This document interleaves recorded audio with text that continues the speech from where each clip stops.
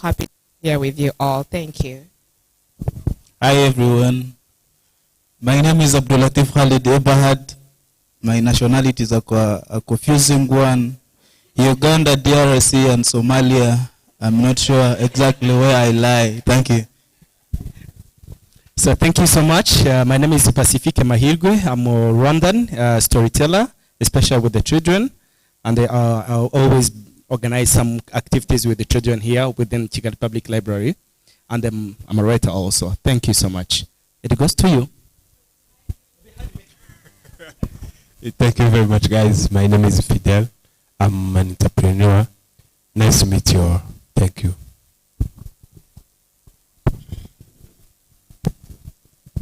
Good afternoon. My good name is Eustace. I'm Ghanaian. No, I'm Kenyan. It's my outfit that is Ghanaian. I homeschool my children, and I'm very interested in children's literature. But I work with young people in the universities. Yeah, I moved from Kenya 3 years ago. I now live in Kigali.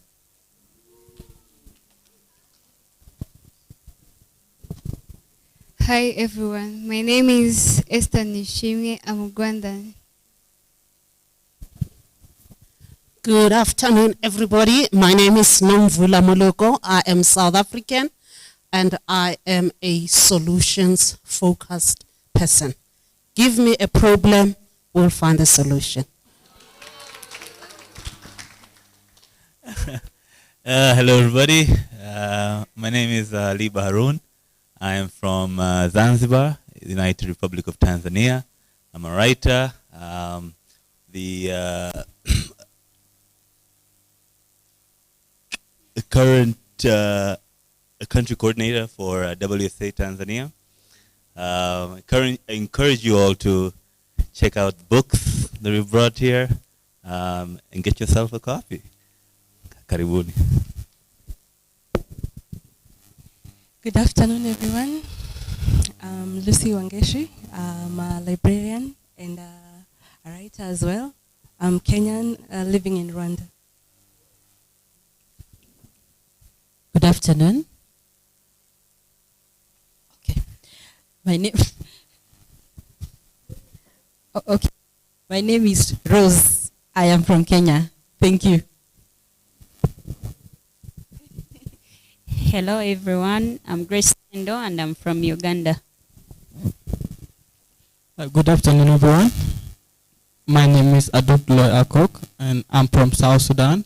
Currently I'm studying at the University of Rwanda. I'm also a poet. Hello, I'm the MC. Hi everyone, my name is Liz Nova Bergadushime. I live in Rwanda. Should I say vice country coordinator, deputy country coordinator of Writer Space Africa Rwandan chapter. Thank you. Hello everyone. I am Mujisha Roger. I am Rwandan social enthusiast and writer and part of the Writer Space Africa Rwanda. Thank you. Hello. My name is Chiza Gad Shabazz. I'm Rwandan, I'm a Pan-African writer, and it's a pleasure to be here with you all. Are you a TV? You have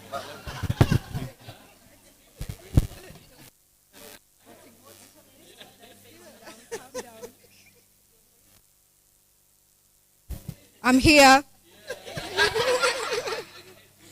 I'm Shi Marima. I'm a Kenyan living in Kenya. Hi everyone, my name is Nida Ismail and I'm from a neighboring country, Tanzania. Thank you.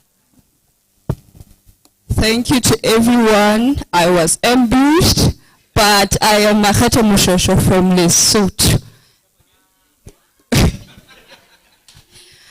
Mahete Moshwe.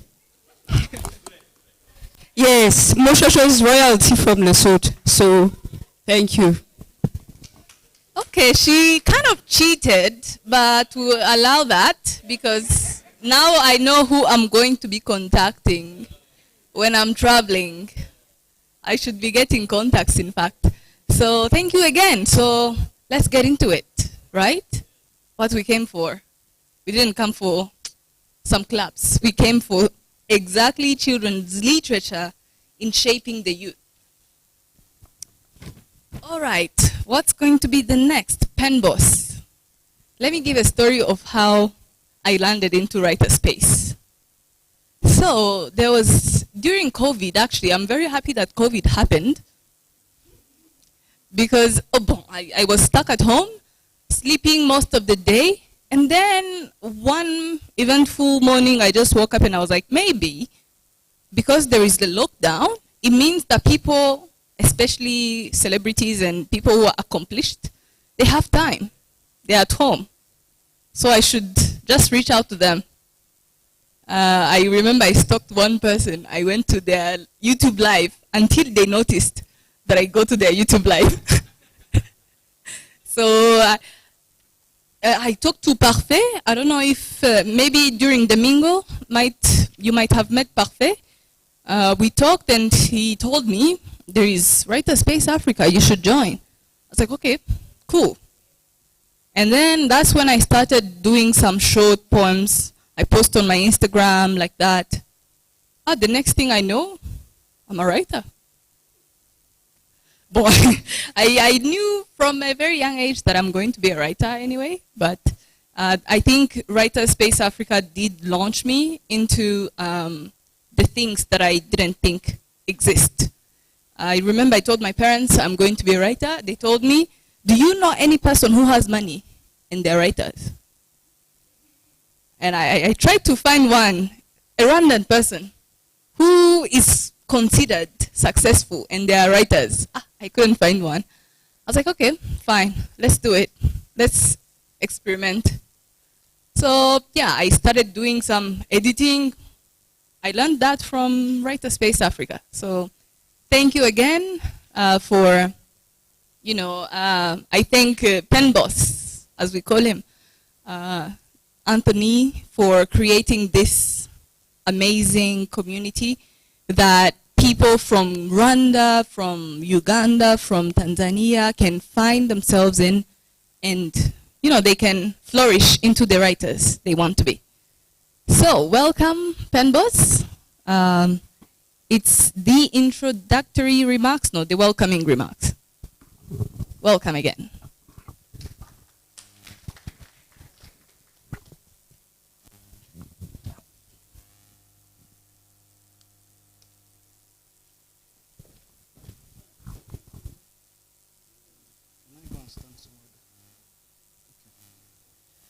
Good afternoon, everyone. Let me just run here.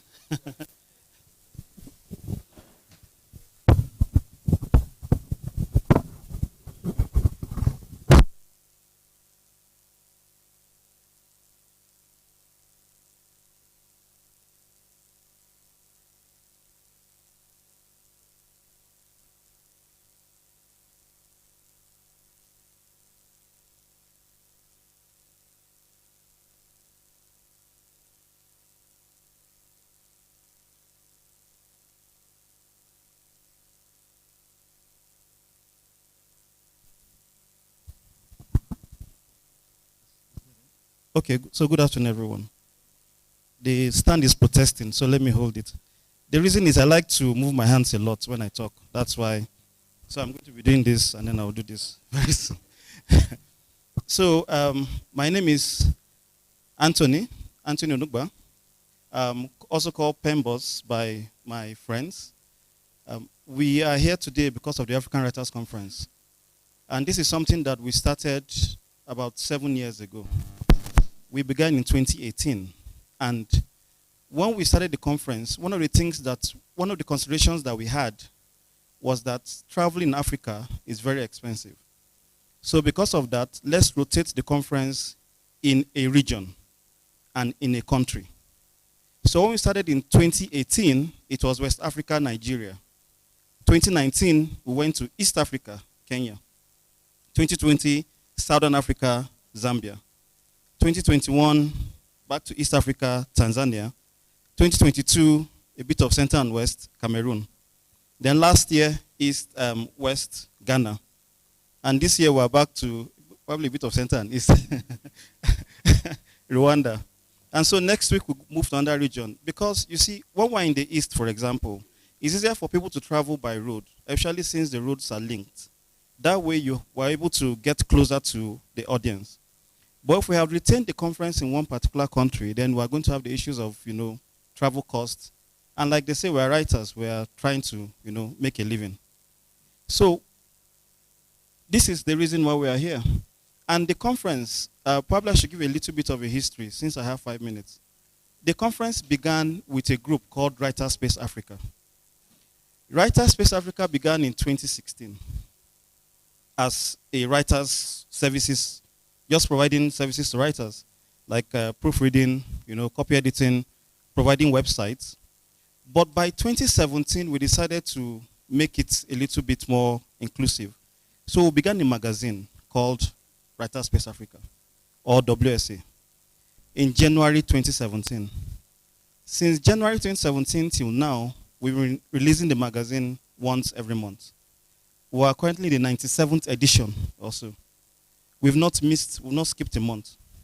But the thing is, having a magazine is not all that it takes. Because you can have people who, connect virtually, but we also need them to connect physically. And so that's where the idea of the conference came from. So while it is called Writers Space Africa, what we actually needed was a physical space for writers in Africa. So you see how the name is. So the AWC is like the physical manifestation of Writers Space Africa, while WSA is, of course, the virtual position. And our journey hasn't been easy, right? Because we were at some point battling with the usual finances. Since we've been running this conference, we've not really had any external support. Everything you see, all the conferences we've had, it's probably 2-3 people coming together, plus the country chapter where we hold the conference. For instance, this is in Rwanda. So there's a Writers Space Africa Rwanda country chapter. So they also come together to do the local, run-ins and arrangements. And also they try to contribute what they can. But there are a few other people that I should mention at this point. This is not my thank you for coming speech, but I think I should mention them at this beginning. One of them, please permit me to mention Nahida Ismail. Nahida, she's at the back. She has been to more conferences than anybody here. Apart from me, anyway. I've been to all of them. Yeah, and she has supported us in all the conferences. Now, if you looked at the awards that we'll be having later, she is supporting 2 of the awards. She's sponsoring 2 of the awards. So you see, it's people like her. And of course, there's one gentleman in Nigeria called Mr. Chris Abua, who came in this year to support our conference. And from next year, he's supporting the awards, which means the prize money will go up next year. And I'll not tell you how much until next year. Yeah. So we have people like that. We have people come and go, like, Chief Saka. We had Kola Bomi, is at the back there. Grace Tendo, Rose, a lot of people, in our journey. So that's how we survive. I need to make this known because there are people who think that we have one money bag somewhere or one donut somewhere. We don't. And why we do this is because we also want to leave a legacy, perhaps an inspiration.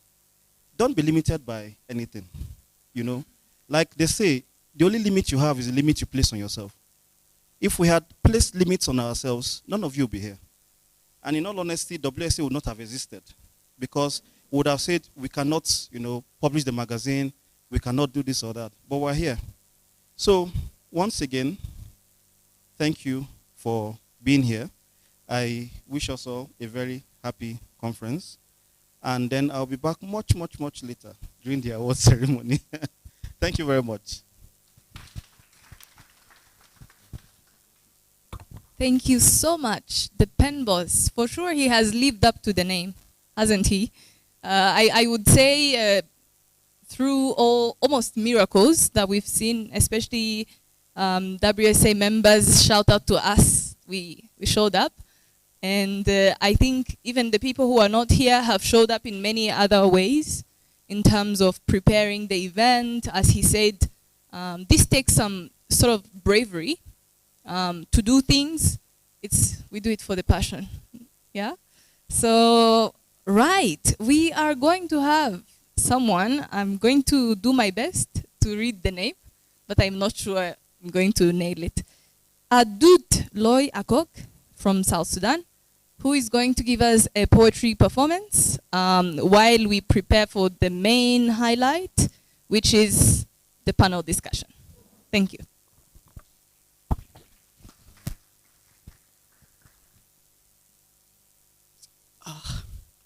Thank you so much. So I think in our language here in Rwanda we say Mirwe. So yeah. So as you say that when you go to Rome, behave like Romans. So when I came here in Rwanda, I think I came here on the 1st of August. So and I just have to learn how to greet and other ways here in Rwanda.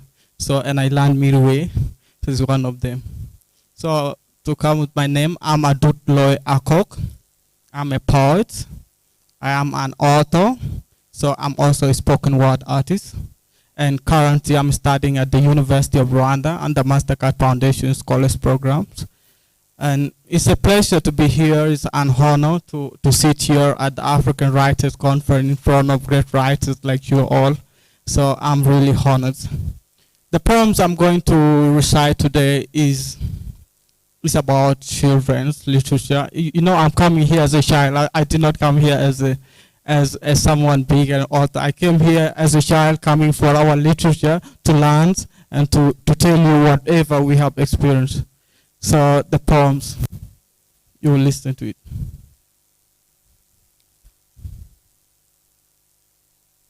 This poor child that have seen it all.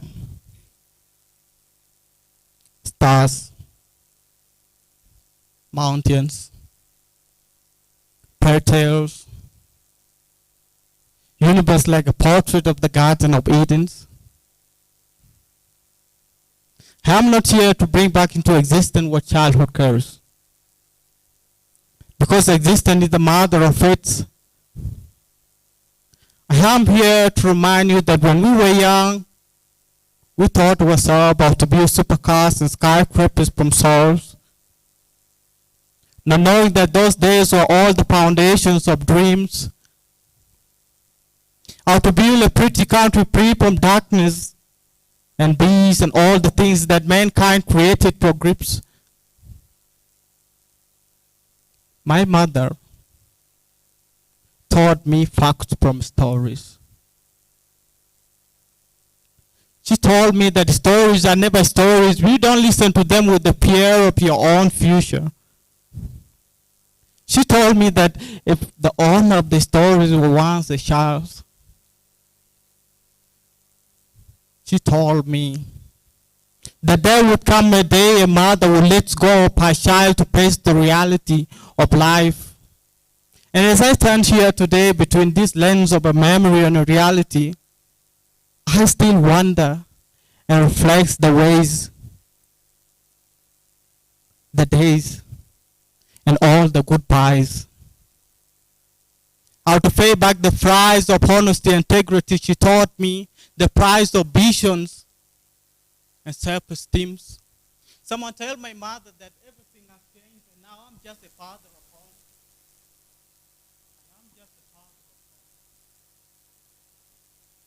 Collect beautiful memories into beautiful titles. Title like butterflies, rainbow, suns and sunflower, hopes and dreams. My mother taught me how to listen to stories and never told me how to own them myself. She told me how beautiful it could be that men are glorified for their own adventures. Their wonderful adventures. For a child to grow up knowing that he owes himself a story of courage, of resilience, and big dreams. Thank you so much.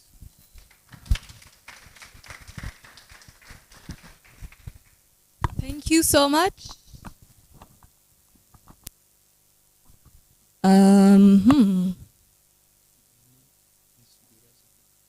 Cool.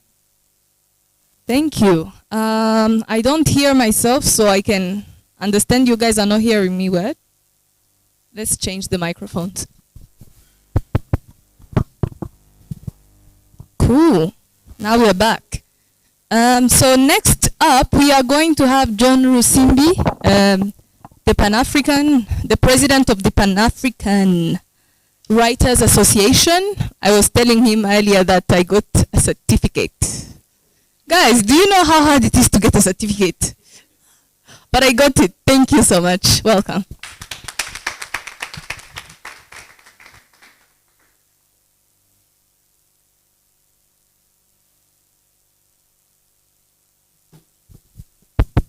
Good afternoon.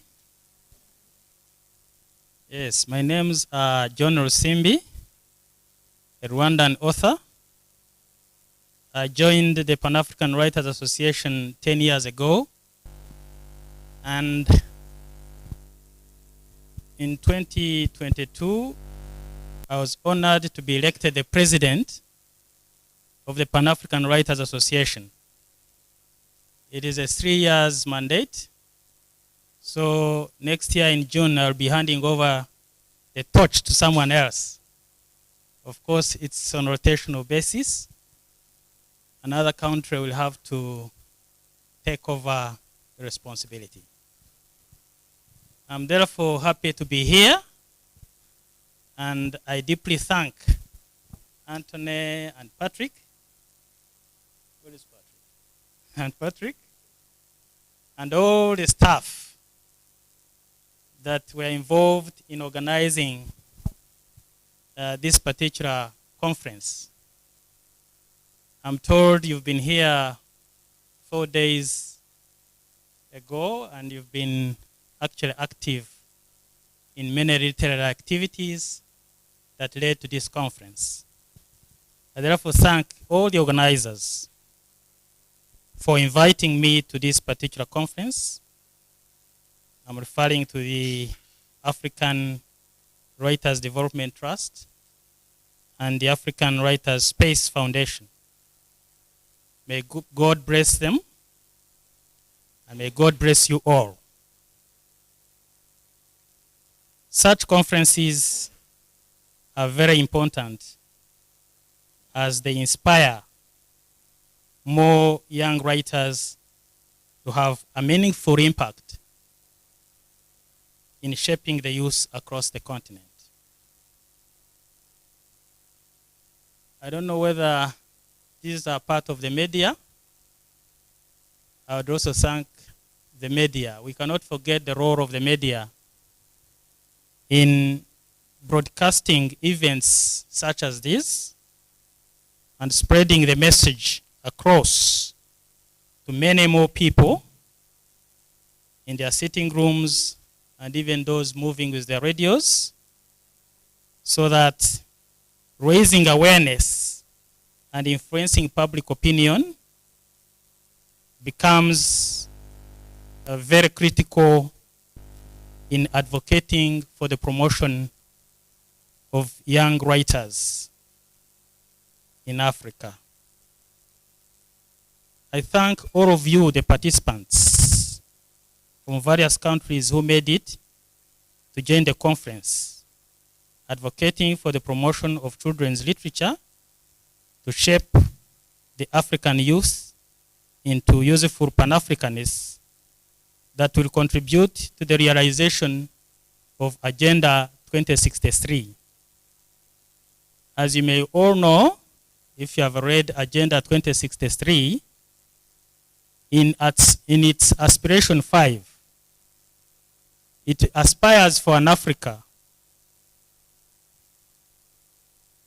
with a strong cultural identity, common heritage, shared values and ethics.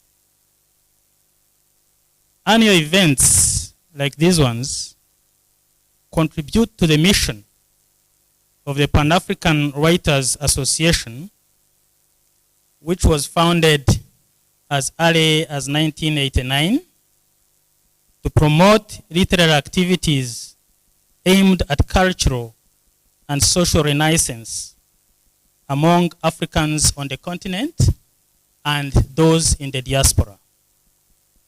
The last 35 years of the Pan-African Writers Association has seen an increasing recognition of more writers' works considered in national curricula for literature in different countries. But of course, the advocacy journey is still long. We do not have enough of African literature books in national curricula in many countries. This was done through advocacy using conferences, literary competitions and prizes, media engagement, and lobbying African leaders and the African Union to reduce that reverence or too much respect for Western literature in African school or figurative languages, depending on age and education levels. I remember very well my own childhood experiences as I was exposed, like many children, to relevant stories and literature as I grew up. I can testify that children's literature can surely shape the youth profoundly. Every Rwandan child here can testify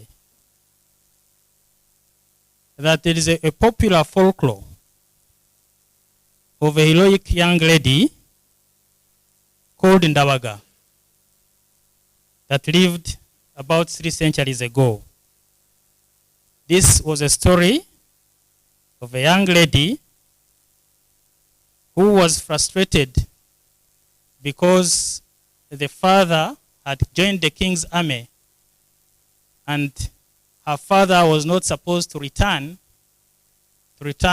home until he has a son to replace him at the king's palace. And this man only had daughters, and he was growing old and weak. So the young daughter trained so hard, disguised herself as a young man. No? He disguised himself as a young man, trained in men's activities, and went to the king's palace. So when she went to the king's palace, disguised as a man, she performed all the duties that men do, even better than the men at the king's palace. Later, she was discovered that she was not a man. And when the king discovered her, he married her. And then passed a law that from now on, even men in the king's army who do not have daughters are free to retire. You see? So you can see that there was a positive change in the historical gender roles. In Rwanda today, Rwandans who are here can testify, whenever a young girl performs extraordinary tasks, she's always referred to as a Ndabaga. Rwandans know that. When the Rwanda Patriotic Army was still in the bush fighting to liberate this country from genocide, they recruited many young girls in their ranks, and they proudly participated in liberating this country, calling themselves Ndabaga. Even today we have an association of Ndabaga, those young girls who really participated in the struggle to liberate this country. You'll also find that today in the RDF, the Rwanda Defense Forces, there are many young girls with even high ranks. Leaving the army alone, women in Rwanda, are participating in all sectors of life. So you can see how literature, oral literature, has actually impacted on the Rwandan women. As a young boy way back in 1982, where I grew up in Uganda as a refugee at that time, I was introduced and examined on one of Wole Soyinka's great novels, The Lion and the Jewel. The Lion and the Jewel, as some of you have read it, has main characters. Some of the key protagonists include a traditional chief called Baroka, and a theoretically romantic Lakunle, who represented Western values. In the play, traditional Baroka ends up winning Sidi, the beautiful girl, because they were both competing for the beautiful girl who was called Sidi. So it's that kind of figurative language that actually shaped me into what I am today. I did not know I would ever meet Wole Soyinka in my lifetime, but I dreamed to become a writer since then. And 1 month ago, when we celebrated Wole Soyinka's birthday in Morocco, I was happy to meet him and thank him for his inspiration that shaped me into a writer.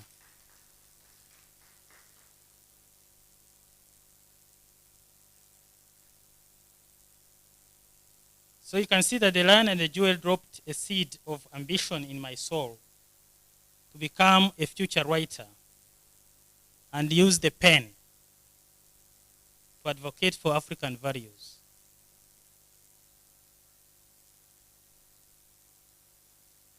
Ngugi wa Thiong'o, in his novel Petals of Blood, says, I quote, "Our children must look at the things which formed us yesterday, things that will creatively form us into a new breed of men and women who will not be afraid to link hands with children from other lands on the basis of unashamed immersion in the struggle against those things that dwarf us." African writers who specialize in children's literature have this core responsibility to mold and shape children into future great leaders in various sectors of the continent's development. It's only then that Agenda 2063 can be achieved. It can only be achieved by children born today with the right literature to shape them into useful Africans. As you all know, in this field, there are still challenges. Today, African children continue to face the challenge of insufficient published works of literature that promotes African values. In many schools and outside school, they have been consuming much of European literature since the advent of colonialism in the 19th century to date. Many African countries have not properly reformed their educational policies to promote publishers and writers of African literature. The books in the classrooms still reflect a lot of European values. Today, oral literature is becoming less prevalent, with literal efforts to record and transform the folklore into written stories. The reading culture continues to decline with increasing youth excitement to watch online media channels, including social media. I therefore believe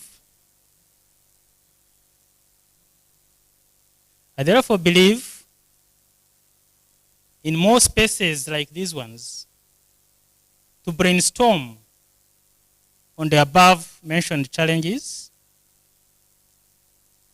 Let us delve deep into fruitful discussions this afternoon to relight the candle of great authentic African stories that can meaningfully impact on our children and youth of the 21st century.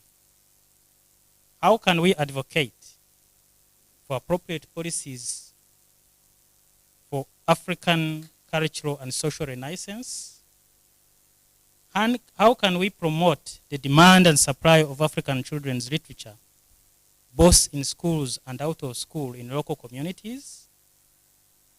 I hope this conference will come up with clear recommendations for this forum. That is the African Writers Space Foundation and the African Writers Development Trust. Follow up for meaningful advocacy to create a true Pan-African child. Thank you very much for listening.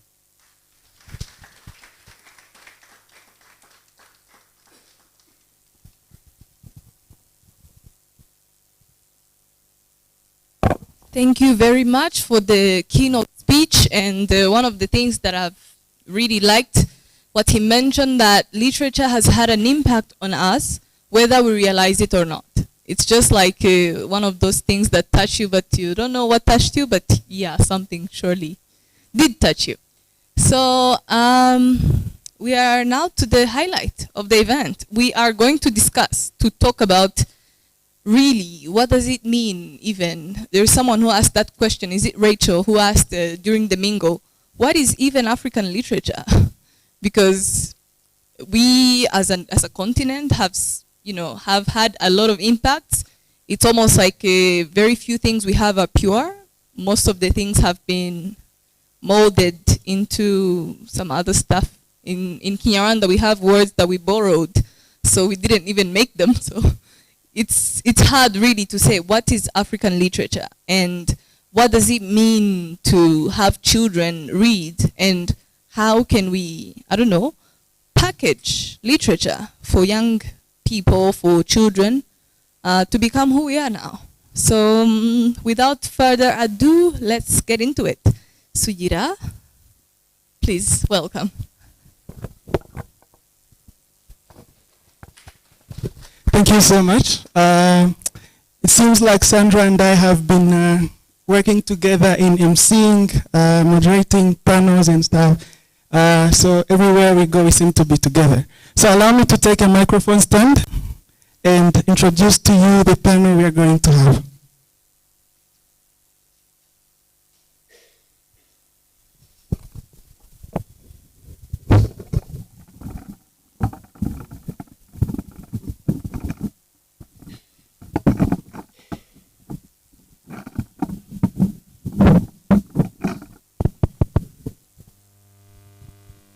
Seems to be taller than me, so.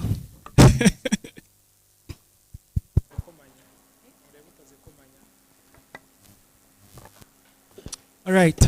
So I hope everyone can hear me. I'm struggling with the microphone height.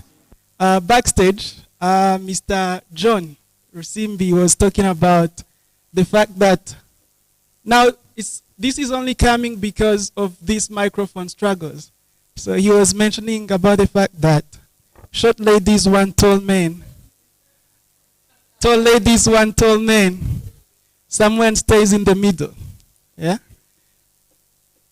And then he was saying, associating himself with short men, he was like, So I shot, man, what are we going to do? I was like, man, you're not even that. Yeah. So my name is Vincent Sujira. I'm a poet, passionate poet. I'm also a recording producer, visual and audio. I'm so happy to be here with you today, and I hope you are going to have an insightful panel discussions. Back in high school, I used to think panel discussions are the most boring thing in the world, until I learned they're actually very, very, very educational. So I urge all of us to pay attention.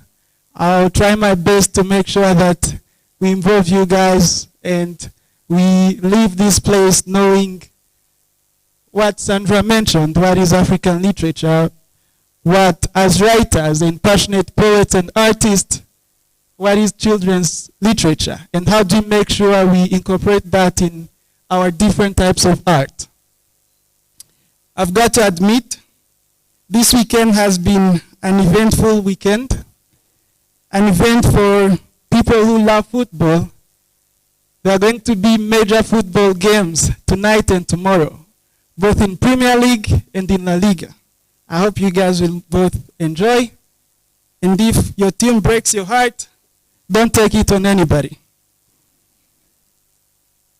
It's also an eventful weekend because we're having one of the best concerts celebrating the late Ivan Buravan, a Rwandan artist who passed away last year. So may he rest in peace. But again, to the highlight of today is the best for writers, poets, artists of all kinds because of this conference. So please give a round of applause to all of you who made it here today. Introducing the panelists we are going to have today, I'm going to start with the one that has the longest bio I've ever read. She is a multifaceted individual whose contributions span across publishing, children's literature, social entrepreneurship, ministry, and social work. Her journey in the book publishing industry began in 2010, so she has a quite experience in that, where she honed her skills and gained extensive experience working with various publishing houses. In 2013, she took a significant step by founding her first bookstore, Arise Education. Her passion for education and literature led her to join Oxford University Press in late 2014. There, she played a pivotal role in developing textbooks for the Rwanda Education Board's newly designed competence-based curriculum. She must be responsible for the curriculum used in high school. Many of you can relate. As the country coordinator, she focused on creating English materials for schools, driven by her love for festivals, driven by her love for reading. She also spearheaded reading campaigns and festivals nationwide to foster a culture of reading. In 2016, her dedication to children's literature culminated in the establishment of Ubuntu Publishers, a publishing house dedicated to producing culturally contextualized readers for children and youth. She's commitment to literature and education is further evidenced by her involvement in various professional and entrepreneurial networks. She is an alumna of AWEP and a graduate. AWEP is Academy for Women Entrepreneurs. She's also a board member of that institution, if I may say, and a graduate of IFC World Bank Mini MBA by Access Bank. Additionally, she has completed numerous trainings with the Business Professionals Network, BPN. I was there yesterday for their talent hunt. I'm telling you, looking for a job in Kigali is hard. I was there. There was something like speed interview. Most people left already assured of their jobs. I left with, You never want to know. So, her passion for social work and community development is evident through her recent initiative, the Tessie Foundation. This foundation aims to promote the social well-being for less privileged, particularly women, teens, and youth, contributing to the socio-economic transformation of the country. Miss Gasana Mutesi is a diverse role and unwavering dedication to children, youth, women, and the Christian community to highlight her a remarkable figure in her field.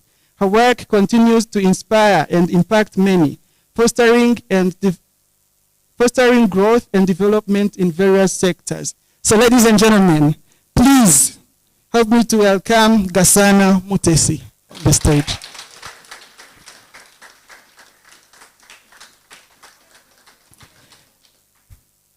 The protocol, please help us, but I'm pretty sure you can take whichever seat you like. All right. The statistics usually show people take what's closer to them. Anyways, so going to our next panelist, Rachel Twino Mugisha is a Ugandan lawyer, writer, and an educationist. She's the founder of Tell Time Africa, a foundation funded to foster African children's literature through arming the African child reading and writing skills for the same. She is an advocate for the prime education of African child and an author of children's literature. Her inaugural book, Munini the Weeping Bean, was nominated for the Janzi Awards in Uganda in 2021. Rachel is a Minova Mental Health Fellow 2024 and a bar course student. Oh, we have a lawyer in the house. So please, ladies and gentlemen, help me to welcome Rachel Twino Mugisha.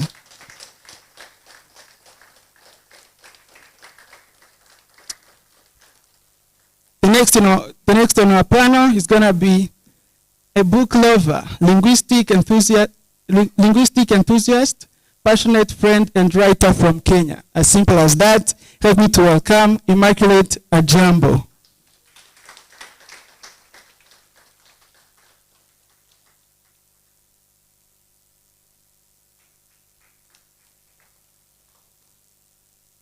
Right.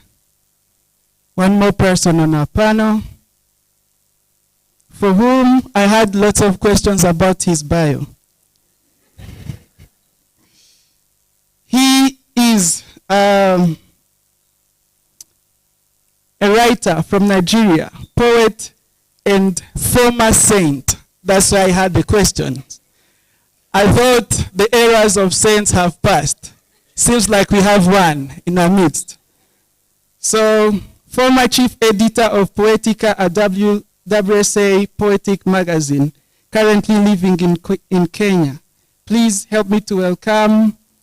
Imagine he sent me the pronunciation of his name, which I'm still going to fail to pronounce. Please, sir, we welcome you on the stage as you will let us to know how to pronounce very well your name.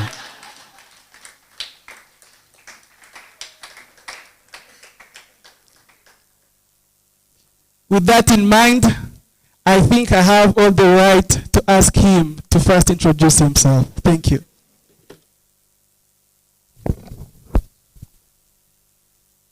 All right, I join them on the panel.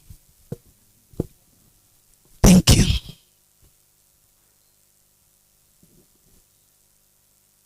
Okay, the name is Kolabomi Adeko. Kolabomi, like or just Kola for short. Now, before we get into it, as every speaker who passed here, they shared one of the stories that shaped their writing journeys, yeah? So I'm going to ask each one of you, at least use 1.5 minutes to tell us what is one of the African children's story that shaped who you are today. So I'm starting right on my left. Mutesi. Thank you, Prince. By the way, that biography is a whole book. So next time we need to make it a book and publish it. Thank you very much. My name is Gasana Mutesi, and I think one of the books that shaped my life was my father. I always use him as the shaper of my life because he's been a book to me, and I read him every day, every night until he was no more. However, if you ask me what shaped my journey in terms of publishing, book selling, and all the literature that I have read, for me it is the Animal Farm, which and I cannot forget, all animals are equal, but some are more equal than others. That has been like something that that I see every day, even in my career, even as I work, even as I relate with people, if I talk about politics and if I talk about social life. So, Animal Farm. Animal Farm. Good evening, everyone. My name is Immaculate from Kenya. And when the moderator asked us about the book that shaped us, I was trying to rack my mind, and I have all these stories. I have Matana and Makumi, I have At the Showground, and so many. So I can't really point out which literature, which children's literature actually got to me and made me who I am today, because I come from an academia background. My mom is a researcher, scientist researcher, so most of the times when we were young, she wouldn't want noise when she's going through her master's and the PhD. So she would put us at a corner with newspapers and books, and to us it seemed as if it was a punishment. And at the same time, Dad would also come in, he has his books. He was a school principal. So to us it was more of a punishment until we got to grade 6, when our classmates would be like, Immaculate, you know so much. Where did you read this? Where did you find this? How did you get to know about this? But there is this one book, The Beauty Queen, by The Beauty Queen. In The Beauty Queen, I wanted to be that beauty queen, but a different beauty queen. Because everyone had admired this beauty queen, and she went out of her way to have influence, though she messed up herself by being so proud. So I wanted to be a beauty queen who was humble, and I think I'm living it now, the humble beauty queen, because I go by the name The Smiling Pen in all my writings. Thank you. Good evening. Good evening, everyone. I'm Rachel with the other hard name, and my introduction to literature started way earlier in life. I think I started reading literature, actually African literature, at the age of 6. Where I went for my primary school for primary 1 and primary 2, which was luckily a village school. It was mandatory for schools to teach local languages. So there, I met the popular story of Isheka Tabazi. Isheka, I don't know if she knows the story. It's interesting, yeah, and that's why I still can remember the stories. Isheka Tabazi was, should I call him a genius fool? The contrast. He was depicted a fool, but he was a very wise man. And the stories were in vernacular. I speak Runyankole as my first language, and the stories were in Runyankole and very interesting. I remember that time I just had preschool, in Kampala, but then it excited me also how ably I could read Runyankole, that in class I loved reading. I think I dominated the reading sessions in our class because it excited me that I still could read Runyankole well, yet I'd only been introduced back to it at a later stage. So Isheka Tabazi, it's I wish it were in English, or should I work on translating it? There are beautiful, beautiful stories. Yeah, so that shaped me. And then later on, my father was buying me newspapers, not as a punishment. I'd always wanted to become a journalist. Somehow I ended up studying the law. Yeah, but he bought me newspapers, and then I got exposed also to the stories of Whip Not Child, Ngugi wa Thiong'o, Diva on the Cross. Ngugi shaped my literature. Aside Isheka Tabazi, Ngugi wa Thiong'o shaped my literature, and his work directed me to what I'm doing today. Thank you very much.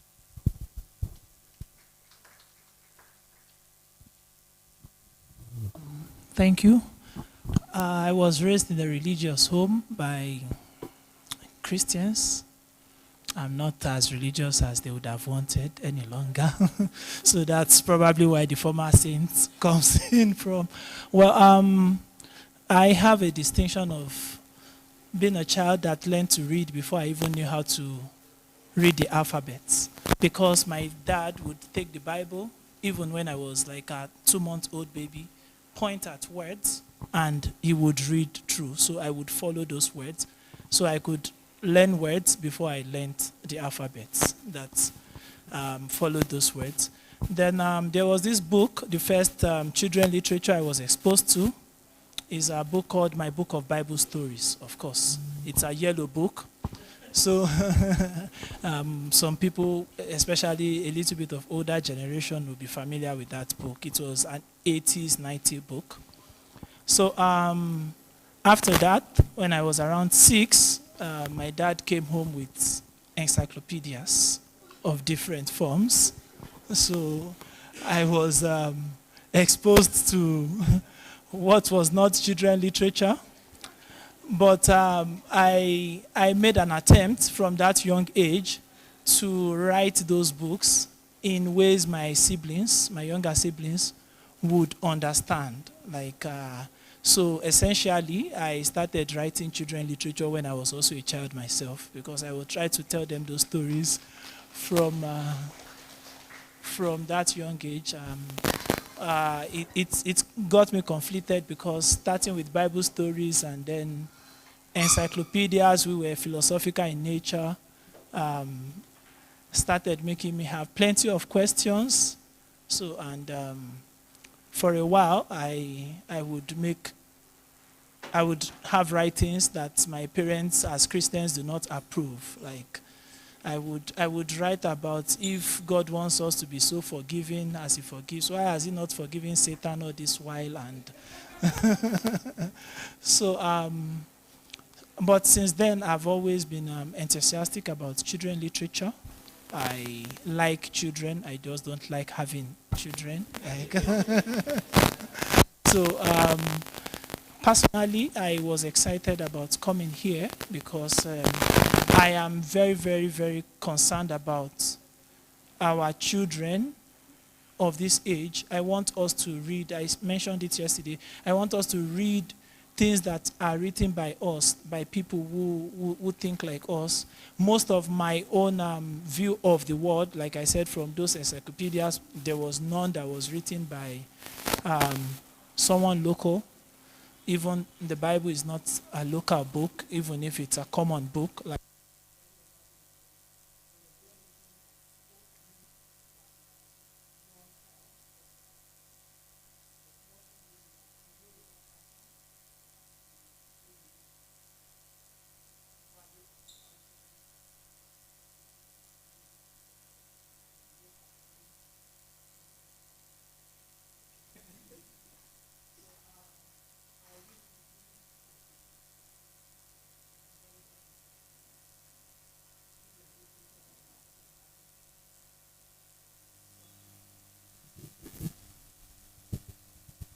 Thank you so much.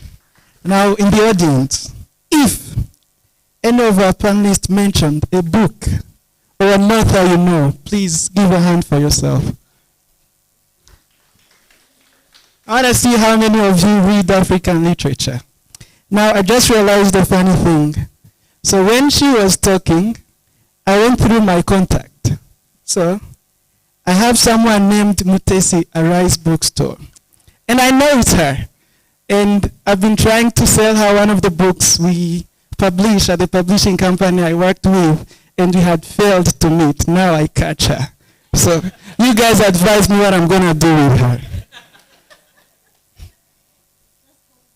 Yeah. I'll tell my boss, please hold on firing me. I found her.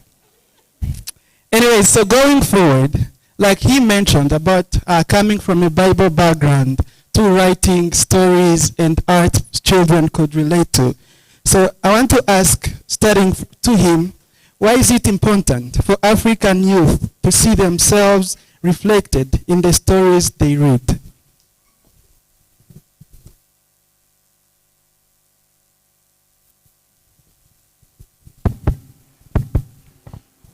Personally, I always like write to an imaginary world, or at least it lets you live someone's life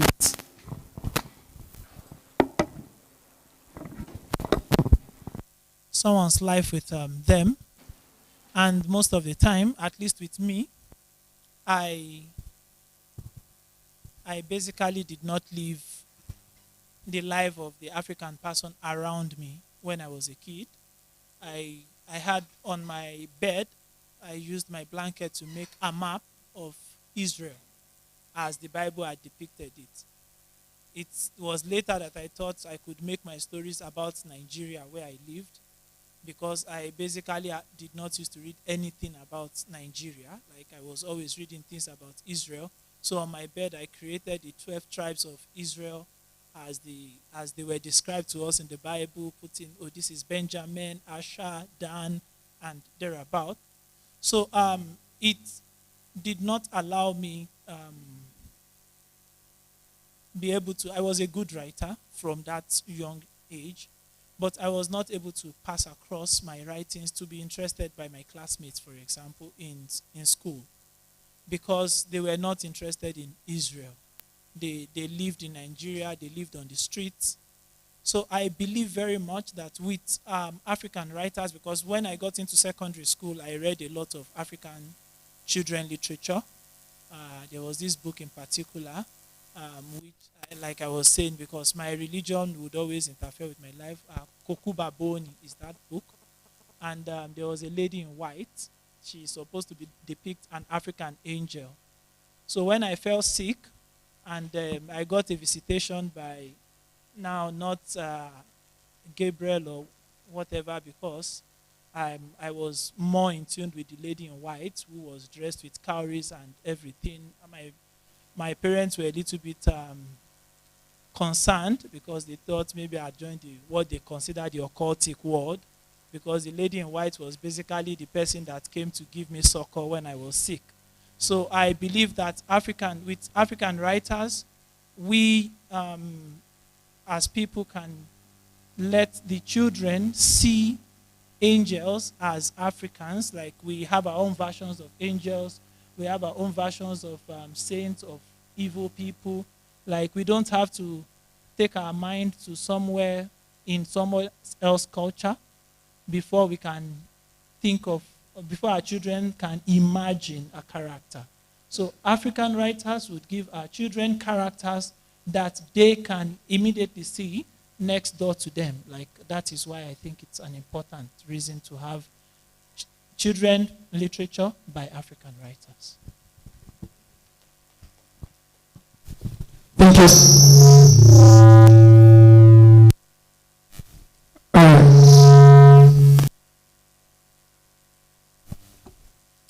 1, 2, 3, check. All right.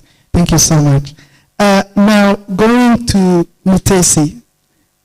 As a person who is in the book selling market, yeah, and of course you see how people consume the African literature, you see how people buy the books. So this question is for you. Now, how interested is the youth in the African literature? That's your question.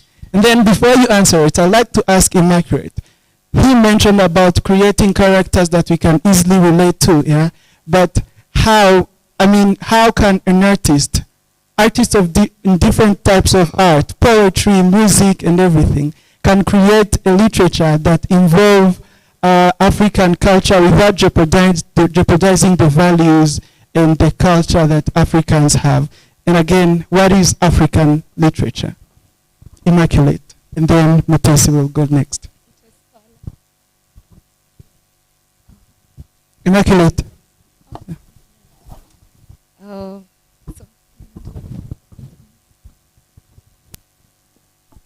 Mic check.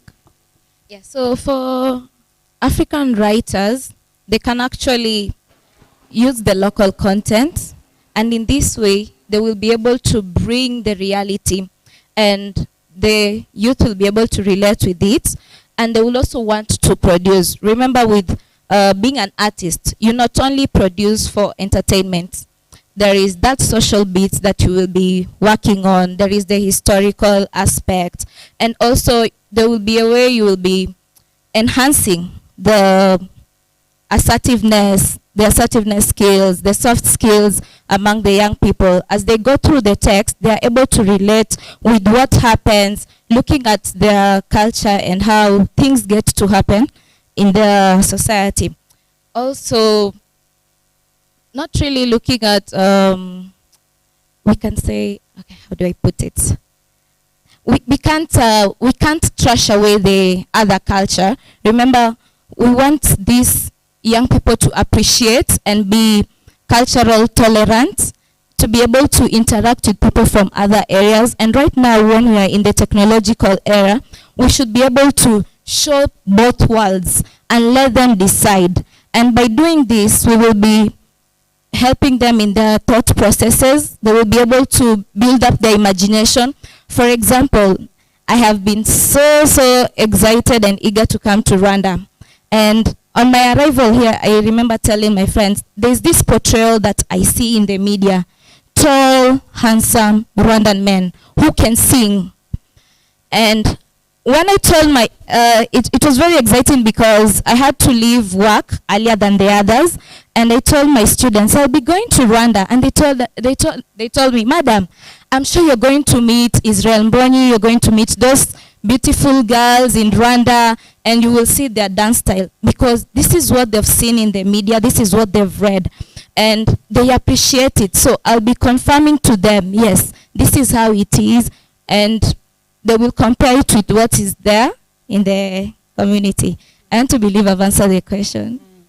But then I don't think you have touched so much about what is really what is African literature.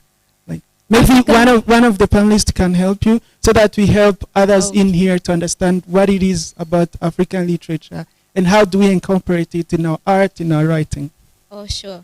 At the Writers' Mingle, I think we touched on this about African, and because I didn't get a chance to hold the mic, African is just being you. You were born in Kenya as a Luya, because I'm looking at my community, the Luya community. We have 46 others. There is no way we are going to just have one thing that is common about us and say this is African. So African literature will be what is brought out by that artist from themselves, the real them, that is the African. Yes. Maybe you can add in something, Rachel, because she said something about African literature.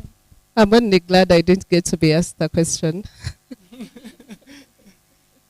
Because, well, I would maybe start a discussion or a debate. I have always wondered, I know what African literature is, but I've always wondered if we should limit it with time or if we shouldn't. You understand? Because when we say Africa, okay, let me ask randomly. When they tell you Africa, what do you think? What do you see instantly? Eberhard, when they say Africa, what comes to your mind that instant? Yes, please. You see yourself. Okay. And how do you see yourself? When someone talks of Africa, I see myself. And Africa is me and you. But the issue of what is me then? The me is Africa. An indication that if I'm ill-mannered, then Africa will be ill-mannered. But now the question goes back. What did our ancestors, the grandfathers and the grandmothers, teach us of a true African? It is a complex thing that I may not be able to answer now. Thank you. Thank you very much for dodging my question. So whatever we say, make sure you understand that we have some Gen Z here. So you have to include them, in the discussion, But then before we go forward to your question, I think I love the president of African writers? Oh, he was here. Well, how about you take his part now? So how can you answer the question? I think of, when I think about Africa, I think of like the beauty of the land. I think of diversity of like nice cultures and like a good, a nurturing and good environment where values are passed from the older generation to the younger. Thank you very much. And thank you very please give it back to him. So that you talked about cultures. I love that you did rather. What do you see of the cultures? How do you see, for example, let me call them characters, yeah. How do you see them dressed? How do you see them behaving? How do you see them living together? How do you see them moving around? Yeah. What's that exact image of Africa that you see? So it's, if I can use the words of, it must have been Chinua Achebe, said that that if you like culture is like a man dancing. Is it a mask or but if you stand in one place, you can't see all that. So I see that there's a richness of the different things as you move. Like if you move from one place of the nation to another, you see that there's a different way of doing things. But you can see that there's pride in what's unique. Like we are good at this, we are good at making arrows, we are good at pounding yam, we are good at, so you feel that every person is proud of what they do and they express themselves that way. We have these songs that captures our ideas, we have these songs that praise our women, you have these songs that, so I think that for me is what, yeah. Thank you very much. May we please clap for him? I think he has ably explained what is in my mind and what has always been in my mind. To me, Africa is original.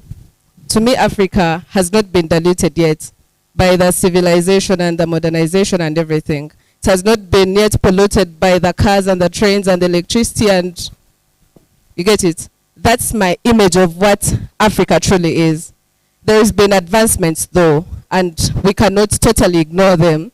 But if you asked me what African literature is, I'll take you to the Africa that my grandfather would tell you is Africa. I might not, okay, I'm learning to teach myself to adjust to what is happening currently, but I don't find that African enough. Because, for example, at Tell Time Africa, our motto is kuendeleza hadithi ya Kiafrika, the continuance of the African story, or fostering the African story. And I've always wondered, if I wrote a story for children today, and it was so modern, so cliche, am I really continuing the African story? Will the children that will read this maybe 50 years later want to identify this as Africa, or would it be something different? And that's why I've always asked writers and authors what African literature is. Do they limit it with time, or should we let it free? Thank you very much.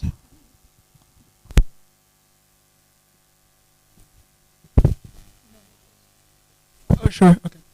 Okay. Thank you. Let me be a little bit academic about that question. At a similarly named conference here in 1962 in our hometown in Kampala, Uganda, African writers met for what was similarly named, like I said, Africa Writers Conference. And the question came, what is African literature? So we have to define it. Of course, the easier part of it was that African literature should be anything written by an African or someone of African descent.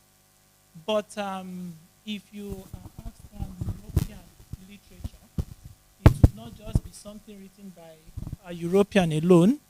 It would be written in an European language, and it would be published by an European publisher. If you ask for American literature, it would be written by an American, it will be written in an American language and it will be published by an American publisher. Unfortunately for us in Africa, the authorship is the only part where we have managed to reclaim our literature. So African literature for us now is basically just something that is written by an African or someone of African descent. We have to write them if we want them to transcend audience. We have to write in a language that is usually not African, probably English or French. Although there's arguments that it does not matter because the Americans also did not used to speak English or Spanish or Portuguese, and they have their literature which would definitely be in English, Spanish, or Portuguese. But the third part, which is the publishing part, is we've not won it. So that is why Chinua Achebe would also in fact say that he does not think he really writes African literature because he has never been published by an African publishing house. Like the publisher felt this appeals to an European ear. That's why they allowed Things Fall Apart and No Longer at Ease. Buchi Emechita also made similar complaints.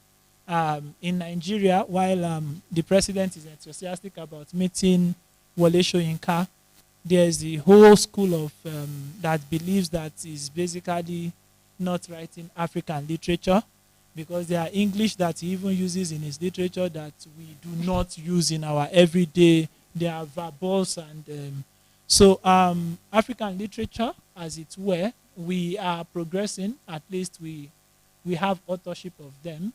Before, African literature was basically what David Livingstone said Africa was all about, and whatever colonizer writer said Africa was all about. At least now we have the authorship part settled.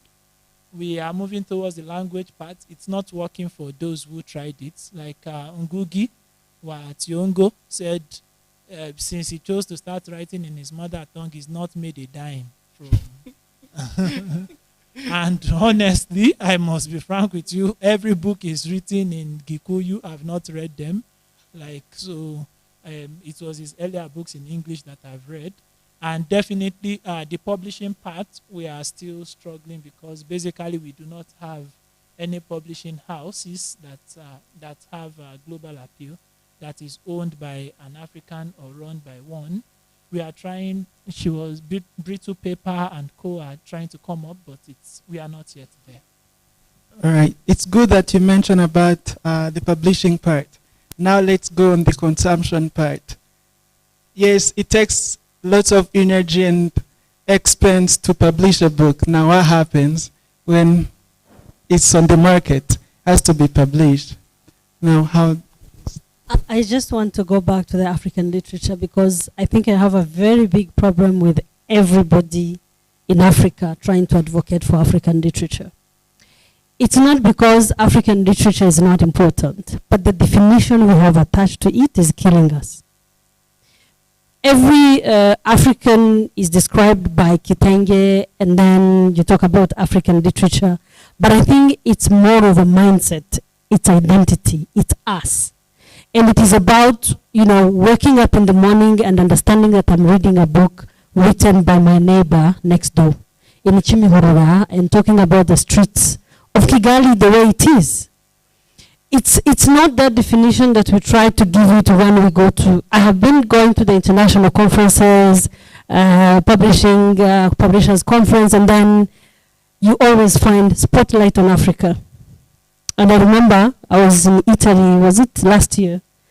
They had put a very big signpost, Spotlight on Africa, and every African publisher was in that Spotlight on Africa. Do you know what that means? This is a zone for African content, so if you don't want to read it, you cannot go there. And you know what happens? The African content creators who were in that corner were busy in the streets of Bologna and everywhere shopping when their stands were empty.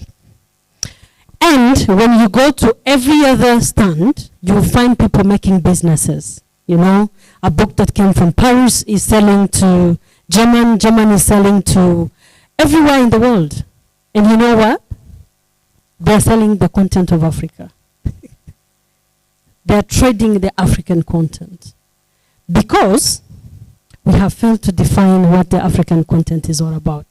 We have attached the African content to the marginalized and perishing and poor and begging and so many things. So that when you go to the content, you even feel like, why should I even be buying the African content? It's doomed. But let me tell you, Ngwiji wa Thiongo, Chinua Achebe, Chimamanda Ngozi, every one that is selling on Bloomberg or on Amazon, they're selling African content that was not written by Africans or written by Africans. It depends.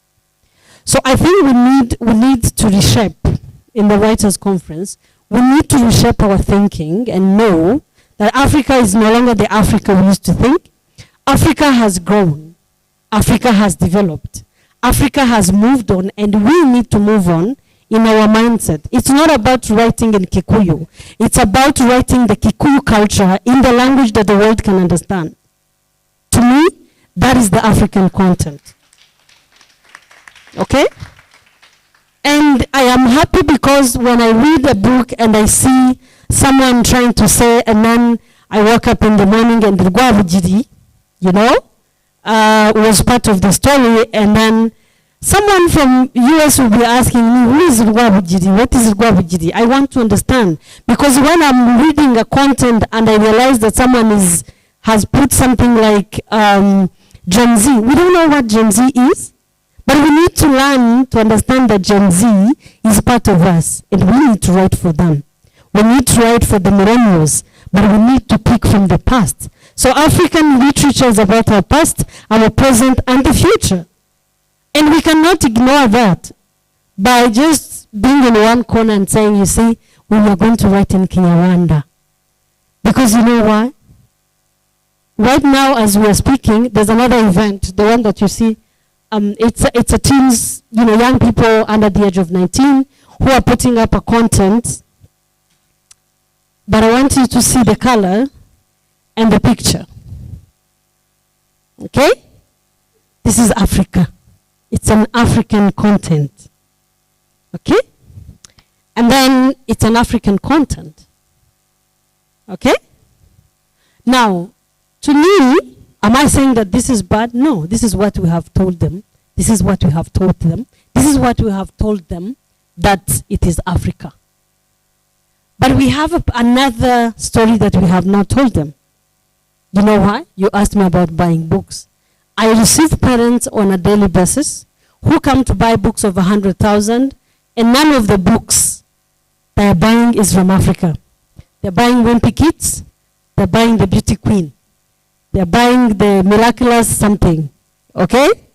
These are all the content of characters that are building the content of another culture. The characters that will cause my children in my house to want to go to Paris, to want to go to London, to want to go to New York, because that is the content I have exposed them to. That's what I'm showing them. And when we're talking about Africa and African literature and the buying habits, who buys the book? If I was to ask you, everyone that is seated here, you see, yeah, I like being realistic. If I asked one of you here and I asked you, when did you last walk into a bookstore and intentionally went to buy a book that is written by an African? Intentionally. But you know what? Rich Dad, Poor Dad, 5 a.m. club. That's what I sell every day. 7 Habits of Highly Effective People. My friend, the 5 a.m. club, Robin Sharma is living a life in Canada in one of the retirement places. So when he wakes up at 5 a.m., he's going to wake up and do his pots, write his book, sell it, do podcast, and that's it. But we have an African who wakes up to go and take care of cows at 5 a.m. So the kids in Kigali who came from that place where the father wakes up at 5 a.m. will never know that story. because we will not write it. Okay? And that is the real African story. That is Africa, that is us. It's me and my children and my grandparents and my future grandchildren. That is us, and that is the content we are talking about. So if we sit here as writers, and then we start to think about, you see, Africa is about, you know, the clothing. It's part of it. But do we even wear like Africans? Do we even wear today like Africans? We don't. Because there's a lot of cultures. And Africa is a culture. Any country that doesn't have a culture and a language and symbolism is gone. So if we're talking about the African content, let's go back to the roots. And the roots does not necessarily mean that we should go primitive and not go to education and not study and not introduce AI. We need to introduce AI and make an image and illustration that is representative of us in an AI model. Okay? So, to me, selling content, I am selling 99.9% of the content that is crafted by other people, and that is the problem of Africa. People are holding our pen and they're writing our stories in their own understanding. I always tell people, if someone came and said homegrown solutions, you see, that's something that Rwanda has in uniqueness. Homegrown solutions. But you will never understand what gachacha means. The gachacha code can never be defined in a way that people will understand it. Even if you translate it and try to meet it in a way that people will understand, gachacha is gachacha. You cannot change that. Gachacha is a place we meet and we put together our problems and solve them, have issues with Pacific or with Tom, and we're done in gachacha. But gachacha will never be translated in Kikuyu or Luyo, or, you know, Luya or Luganda. No, it will not. It will remain gachacha. We can loosely translate it, and it has a meaning to us. And only us. That is what it means to be an African. And literature. Literarians. That was so good. That was so good. But now my question is, like you mentioned, 99% of the books that are consumed are the books that produced and made, published from outside Africa.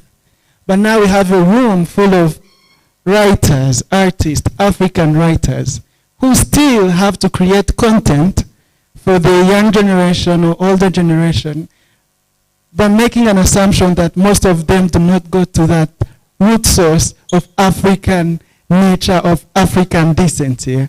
Now, how do we transform that and inspire African content from the youth that consumes almost over half percentage of outside content? Thank you. And that goes to almost everyone here. It's a tough question because, you see, writing a very interesting, appetizing, lovely book to read. As we craft our content, we should know that we are competing with people who have been writing for hundreds of years. So that one, it has to keep at the back of our mind. So if I have to write a book that will compete into the international market and into everything else, I have to write with that mindset. The publisher has to have that in the mindset. And therefore, the biggest challenge that Africa has is the editorial line. It's the editorial skills. We don't have them. Because the editor is the one that is able to go back to the roots on behalf of the author and pull things out. Okay? So we are missing that. And as writers, as publishers, as booksellers, as any book enthusiast, we should be looking at how to craft and train qualified editors for African content. Because even when you're reading, you know, Chimamanda's books, you will literally see that she's trying to translate, talking about, you know, her suffering, for example, of how to get her content around America. But it's because the editor cannot be able to grasp what Chimamanda is trying to put to the world, okay? It's about the editorial line. Which editors have we mentored, trained, that have the back, the present, and the future? Because a book that doesn't have the past the present and the future will not be sustained in the market. It has to be speaking to at least 3 generations for it to continue. So if we cannot write a content from Kikuyu land or from Luganda or from Lunyankore, Isheka Towers, tell me why Isheka Towers is no longer in the market. I don't know why. But Isheka Towers, I read it when I was going to school in Uganda. It was similar to another person here. When we talk about the beauty queen, you can easily translate it to the lady who went to war in Rwanda. What is her name? Ndabaga. You understand? When you go to Igbo, there is an Ndabaga in the Igbo culture that can only be translated like that. But you see, when we talk about Ndabaga, even people who are crafting our content are telling us, hey, that story is too, it is too violent for our children. But I read Animal Farm when I was 7, 10. Animal Farm, because African stories have been hard, but those are the things that have shaped us, you know. It's not about the beauty queen who sleeps. And I remember my grandmother telling me, you know, the queens and kings and princes, how they lived. And she would train me to live like that. But in her own understanding. Not like the Queen of London, no.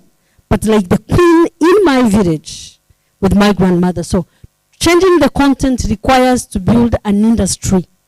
Industry of publishers. Industry that has authors and editors who are not looking for money fast. If you went and met Chakava, may his soul rest in peace, who introduced me to publishing. Chakava did not go into publishing because he wanted money, but he's making millions after he's gone. Why?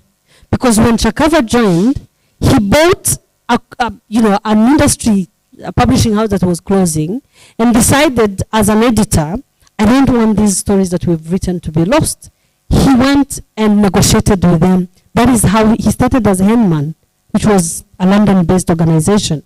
And he started publishing. But that happened because of the love and the skills he had. Today, you cannot talk about publishing in Africa without mentioning Chakava, but he paid the price. So we need to pay the price for the content for Africa. That was good. Now, Adeko, before we go to Rachel, Adeko.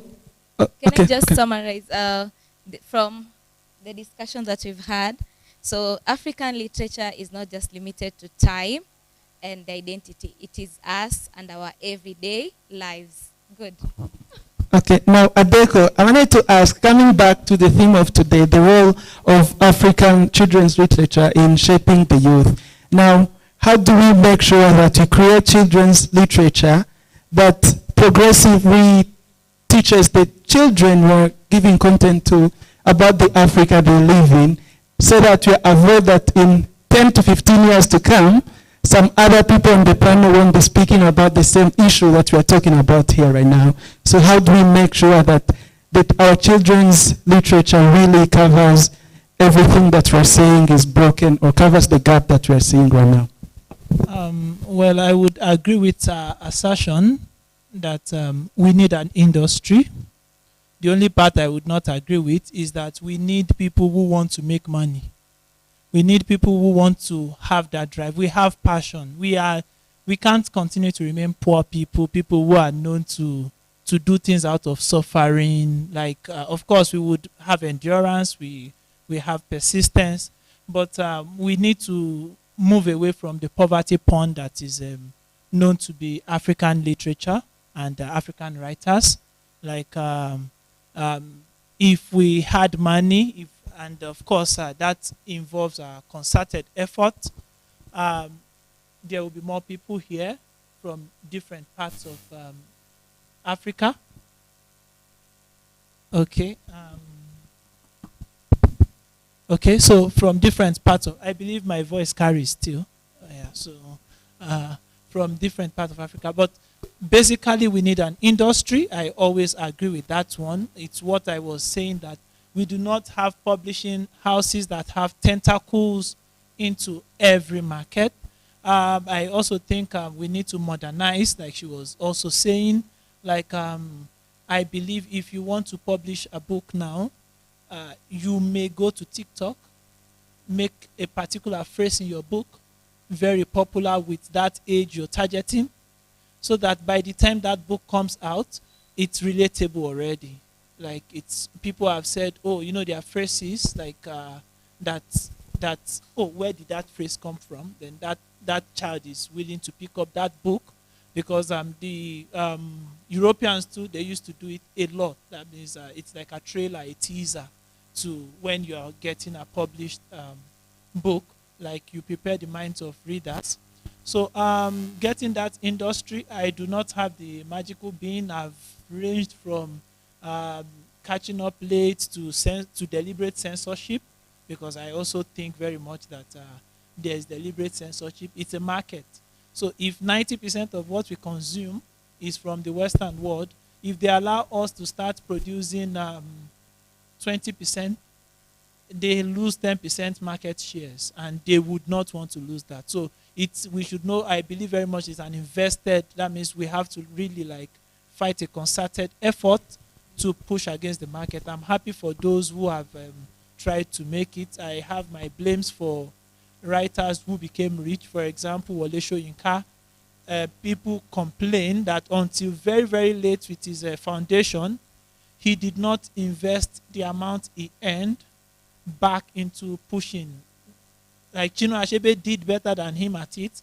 Like he did not push his money back into publishing. Like he was just publishing his things with his Western people and getting their claims. And you can count Chinua Achebe and say, oh, Chimamanda comes from the school of Chinua Achebe. Ben Okri comes.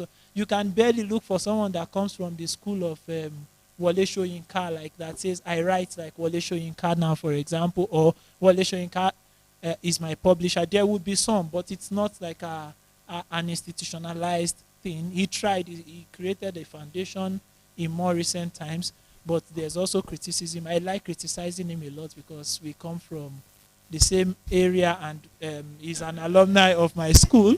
So, so we always have those arguments.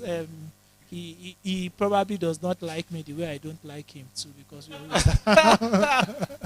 so I believe he didn't do well enough. So I believe as a mindset, if one of us or several of us manage to break into a market and become rich, I like Nahida does that. She puts her money into helping, at least on a WSA level, into helping people publish, and then she always buys. If any member of our WSA publishes a book, one thing she would always do on the group is buy them. Like she always does that.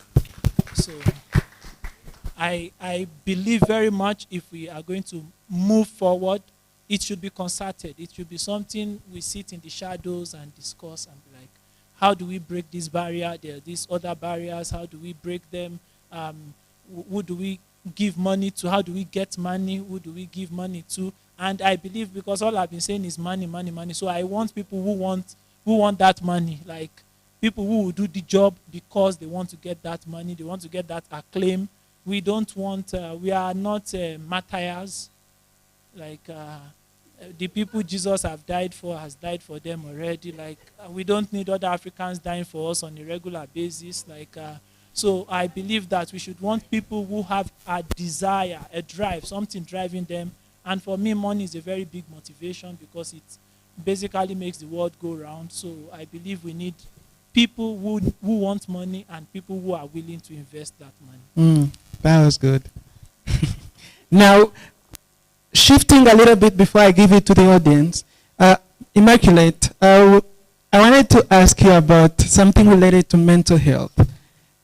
Now, the question is, what are some of the key themes, like loss of family, conflict, or loneliness, that children's literature should explore more openly, keeping in mind that mental health is something that still is closed in the African culture. Something we are trying to break the bubble, but still not yet there. So,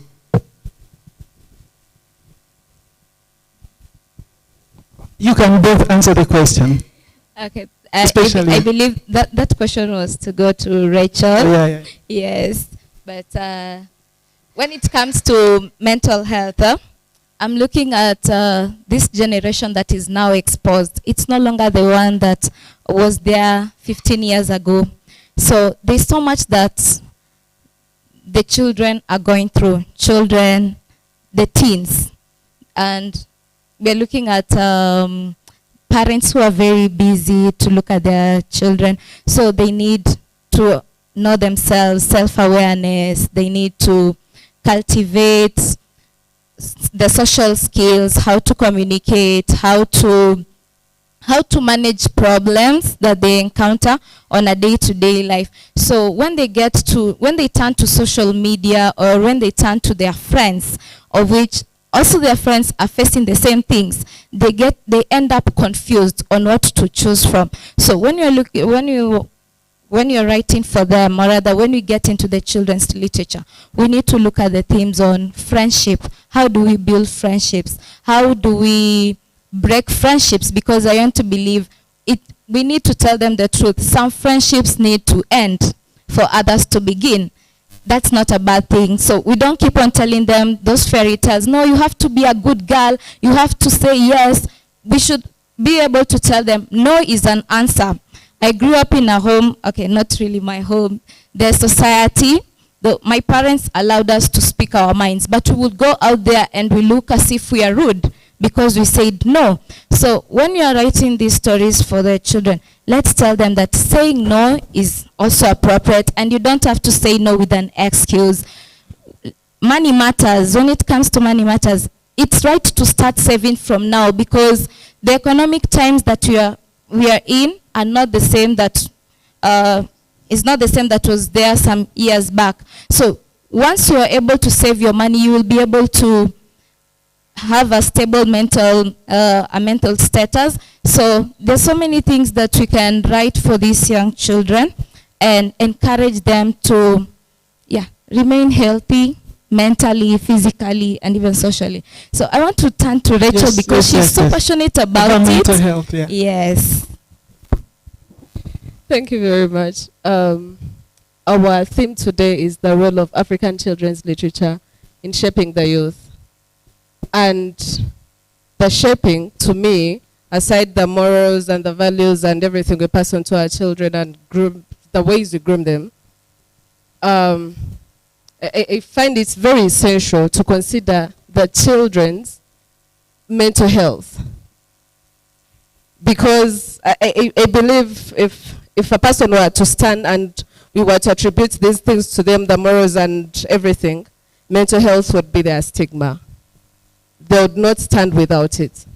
So while we use African children's literature to shape the youth, then we should also be very keen on what we write for them. She highlighted earlier that the parent today, the African parent today, is a busy parent. Save for the not very, what's the statement? Save for the not very lucky one that does not have maybe a job and stuff like that. Save for the one living in the country, I would say, in the countryside. The African parent today is a very busy parent. And they're exposing their children to literature that might even damage or endanger the child's mental health. Someone yesterday in one of the workshops talked about Peppa Pig.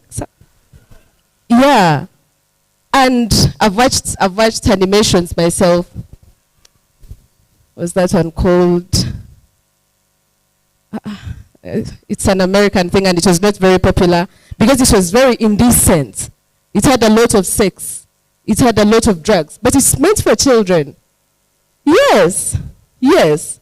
So what are we exposing ourselves to? You as an African writer, you as a children's literature writer, are you helping the very busy parent to groom their child? Or are you also endangering their mental health? I happen to teach at Telltime Africa. And one time I tasked my pupils, they're young, to write a story about their families. And this boy, 7 years old, wrote with a lot of vigor and energy about how they hated their mother, whom they stayed with every day. You get it? Now, their mother is strict and would think they're doing that to groom the child, but then the child's mental health. And unless they'd spoken out and they'd reached out to their mother, I'm hoping they changed, then they should have continued to suffer down there. But then teaching this child to write helps them express themselves. By the way, children's literature rather can also be written by children. And we should motivate as many as possible to write. Sure. And then in another scenario, I tasked my pupils still to write. And one wrote about, it was a very cliche story, but then they ended the story, they talked about how they saved their sister who a gun was running after, and then they got a gun, I don't know from wherever, and shot at the person that intended the gun. But should shooting be the ultimate solution? How much hurt do you think they must have had in their brains when they said they shot at whoever? Or don't you think if actually that happened, they could grab a knife and stab that person? And where do they end? In prison, with depression. So there are variant themes to write about when it comes to African children's literature and then the mental health of children. There are girls facing really terrible esteem issues. But what are you writing for them? The pretty queen, whom they actually do not look like, whom they are going to envy. Are you helping them mentally? There are broad themes that you can write about. Thank you very much. All right. So thank you so much for our panelists. Now it's time to give it to the audience to ask their questions. I'll help us. Yeah, someone help with passing on the microphone. So if you have a question, I think you raise up your hand and then they give you the microphone to ask.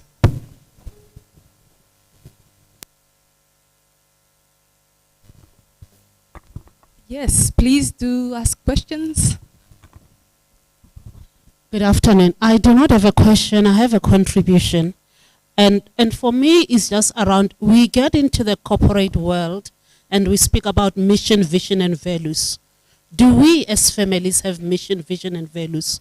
What is it that is coming from our families? Because our children will not pursue what is contrary to what they are taught at home. Especially if you begin to embed these things earlier on in their age.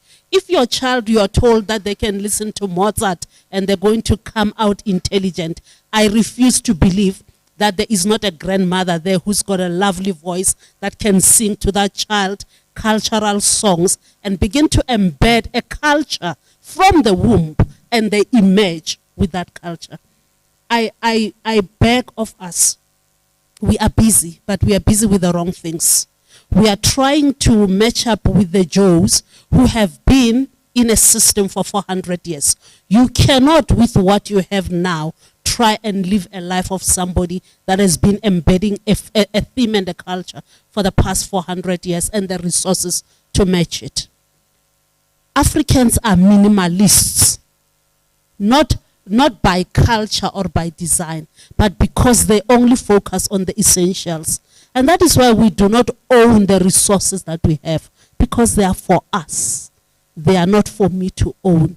So my contribution will be, what is the mission, the vision, and the values that we uphold as families, that we begin to embed?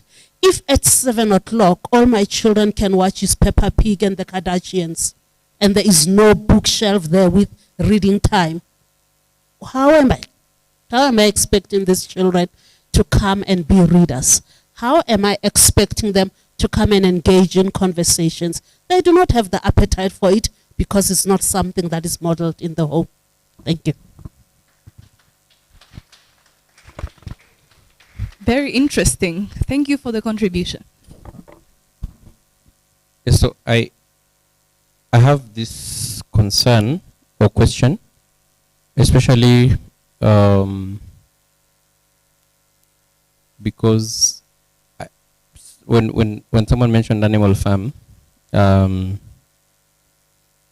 I find that, for example, when you go to a place where there are people with a vision to encourage readership, writing, ideas, to go out there, the translation of that into action comes to the fact that are we able to get down to the district schools, the parent schools, where the children are struggling to keep up with academics and also develop their mind and learning and stuff like that. So what is it possible for a part of this writers conference to have as a way forward, I don't know if it's already there, but not like scattered initiatives, but something like a very well thought of, I don't like the word grassroots, but I like the word that if I'm not reading, like my parent is not enlightened to look for books for me, the fact that I'm in a school, I should be able to meet one of the writers or readers that is going around to say, I want this to reach everyone, because I don't know who the next writer is, I don't know who the next thinker is, I don't know, and it doesn't have to be so I just, that question came from the fact that we had a small library near our home. My home is a place called Kichikiro, which is maybe 25 minutes from here. So we used to have a small library there. And then one of the things I noticed about our house, we call her house help, we call her Tantine. Our Tantine, she takes care of our kids and our home. She has teenagers that are not able to read as much as my children who are younger. They are now in the other section, the kids section, they're reading. It's now 2 hours, they're still reading. So I started to say, okay, so what can I do about that? And my wife started to involve her and da-da-da-da. Then I'm like, so how does she get alive? Because I've thought about bringing her to Kachiru, and it's across the city from where she is. So she can do that, but it will be so occasional. It won't work. Can I come to her school and maybe inspire something for her other friends, so that if she starts that habit, it doesn't get killed by the fact that, if you stand too much out, people are just be like us. So is there something happening within the schools maybe to nurture? And if it's not, could we maybe see what we can do, even when we talk about promoting writing, putting money down or using the structures that are there? Maybe already there is a program for feeding and stuff that goes to schools, plugging in there, and just, even if it's doing black and white versions so that they are cheaper and people are able to read. I feel like that needs to be done. Even at high school level, I find sometimes that because there's an understanding of the language a little more, grammar, etc. But when we come to speaking and expressing the ideas, there's there's something that is not working there. So that's my question. Immaculate wanted to answer the question. Please do. Yes, I would really want to answer that question, being by the fact that I am a full-time teacher in a high school, and at the same time I volunteer with the young kids in our community, just to take them through reading and everything. So looking at what is happening in Kenya, we'll speak for Kenya. We have a timetable. This timetable has 2 library lessons in a week. But what happens with these library lessons? We don't take them for library lessons. Why? We don't have the resources. We don't have a library within a school. We don't have teachers who've been trained to take learners through libraries. When you go to the university and the colleges to train as teachers, we only taught how to teach. There is nothing much about the library management of books. And when the teachers get to go to the university, it's more pass, move to the next level, pass, move to the next level. So with reading, it's more of academic, and learners actually feel left out by the fact that back at home, they lack resources on the books. They don't have that reading culture being fed in them. They come to school and it's the same. It's a library lesson on the timetable, but the teacher says, turn to maths. What is happening to this young learner? They are missing out on that reading. So what is happening in Kenya right now, we are moving into a new curriculum system. This CBC is coming with so much hope that we are going to have future leaders who are going to be thinkers, who are going to be problem solvers, and they're not going to be they won't be moving with crowd mindsets. They will be able to appreciate and stand out. So what is happening? Publishers have come out so strongly, and because they need to publish content that is going to enable these learners to be practical. They are organizing book fairs. In these book fairs, I was actually looking for photos to just ascertain what is happening. They have moved around the country, inviting schools to come. And so when children come and they get to see beautiful and colorful books, they want to read because they have seen them.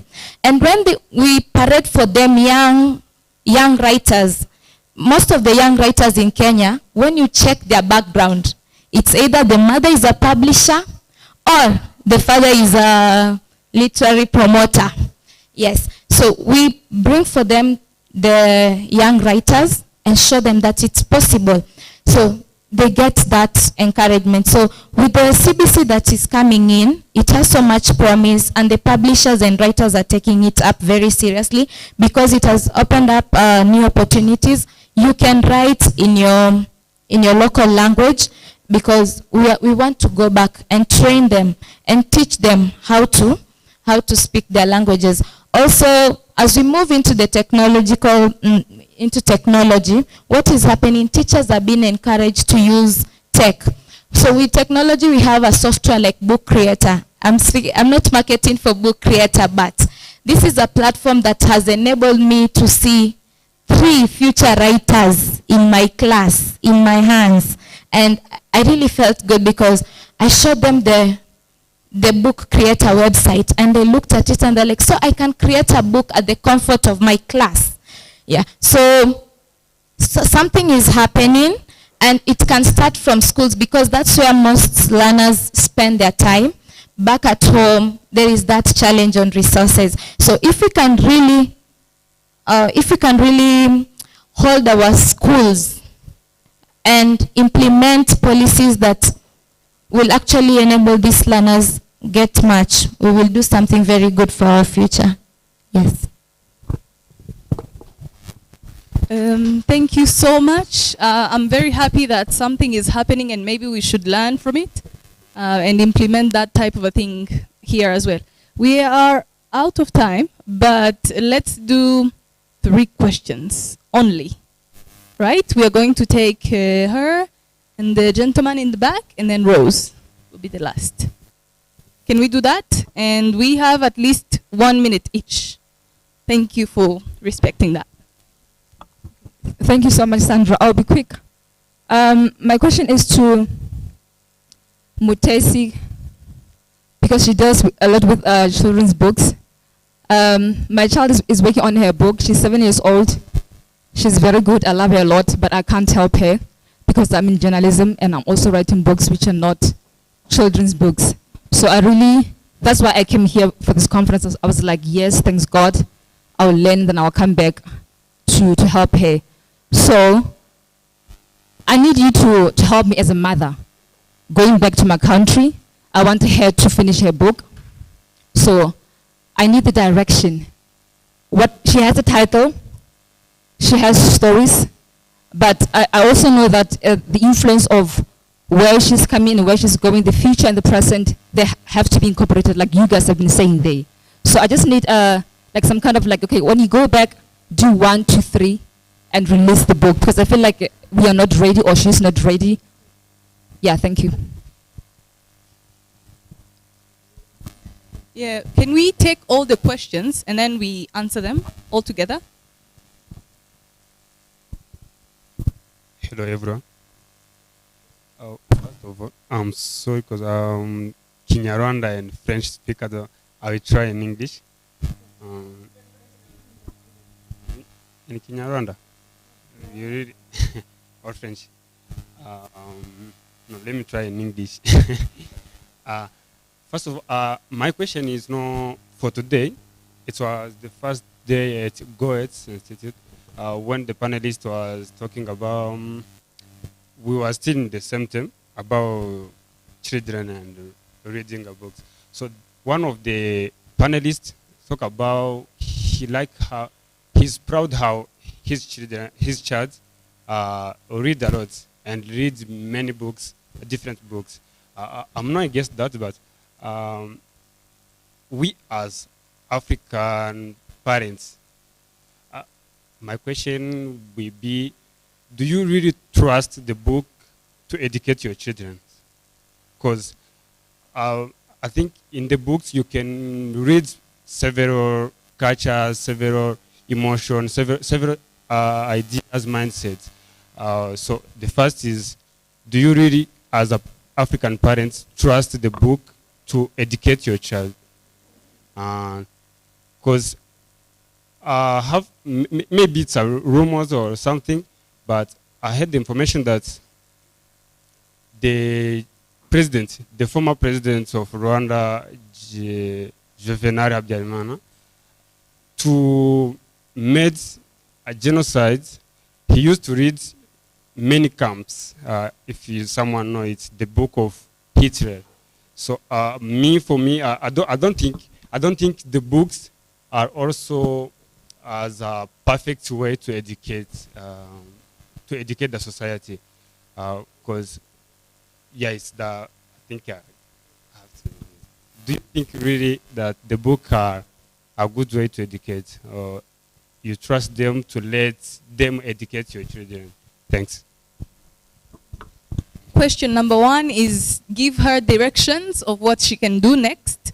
And the gentleman asks, do you trust the books? Well, that's a very heavy question. Rose. All right, good afternoon again. Mine is not a question. Mine is a reaction to a couple of things. One, I think, Rachel, the program you're asking for, is it the American guy or American dad or family guy? Yes, I am, and I am sure I know why it was cancelled. Yeah, we won't go into that. I've learned something about the competence-based curriculum. I did not know that it has its roots in Rwanda. So if you would like to come and help us as Kenyans to understand it better, I am a teacher by profession, and I am seeing a lot of teachers struggling to implement the same because we are used to another curriculum where we used to drill the children to pass, so they can't think too much for themselves. Back to our conversation on promoting African children's literature in shaping the youth. It is true that our literature makes an impact in the society. Why I am saying that is because if you look at our youth, we are thinking they have been very, very much modernized. They are really following the Western culture. They can't think away from the African traditions. But I want to say what we realized in our country. I am from Kenya. What we realized in our country, especially when we had some protests and demonstrations from the youth, it is that they took the Kenya Constitution, whose language is really tough, especially because it is legal. You know those legal terminologies that not all of us understand. And they translated that constitution to the different mother tongues or different native languages that are available in Kenya. And they went to the villages and read the constitution to Mama Mboga. Mama Mboga is that woman who is selling vegetables by the roadside. The Mama Mboga, or people who have this habit of saying, I will not read the Constitution because my representative in Parliament will read it and come and tell me what it is. Because our older generation is living the lie. So, ladies and gentlemen in this auditorium, let us go back to writing about ourselves, because our young people have not got lost. They are somewhere. If you asked me to translate the Constitution, maybe I couldn't. But it came in to help unite the young people and even the older generations to fight for a similar cause. Thank you.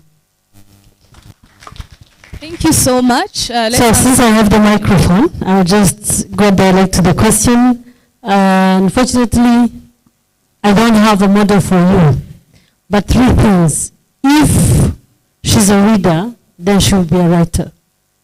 So what you need to do is to go back and find a publisher, if you can find anyone, and then let those stories be really edited and publish them. You know, sometimes it is just the opportunity standing between you and that. So the procedure sometimes can be longer, but I think once you set out to do it, vision, mission, you can do it. So go back home, find a publisher, let the book be published. I'm talking to every author that is here. Sometimes you die alone, but maybe there's someone who's willing to carry the burden with you.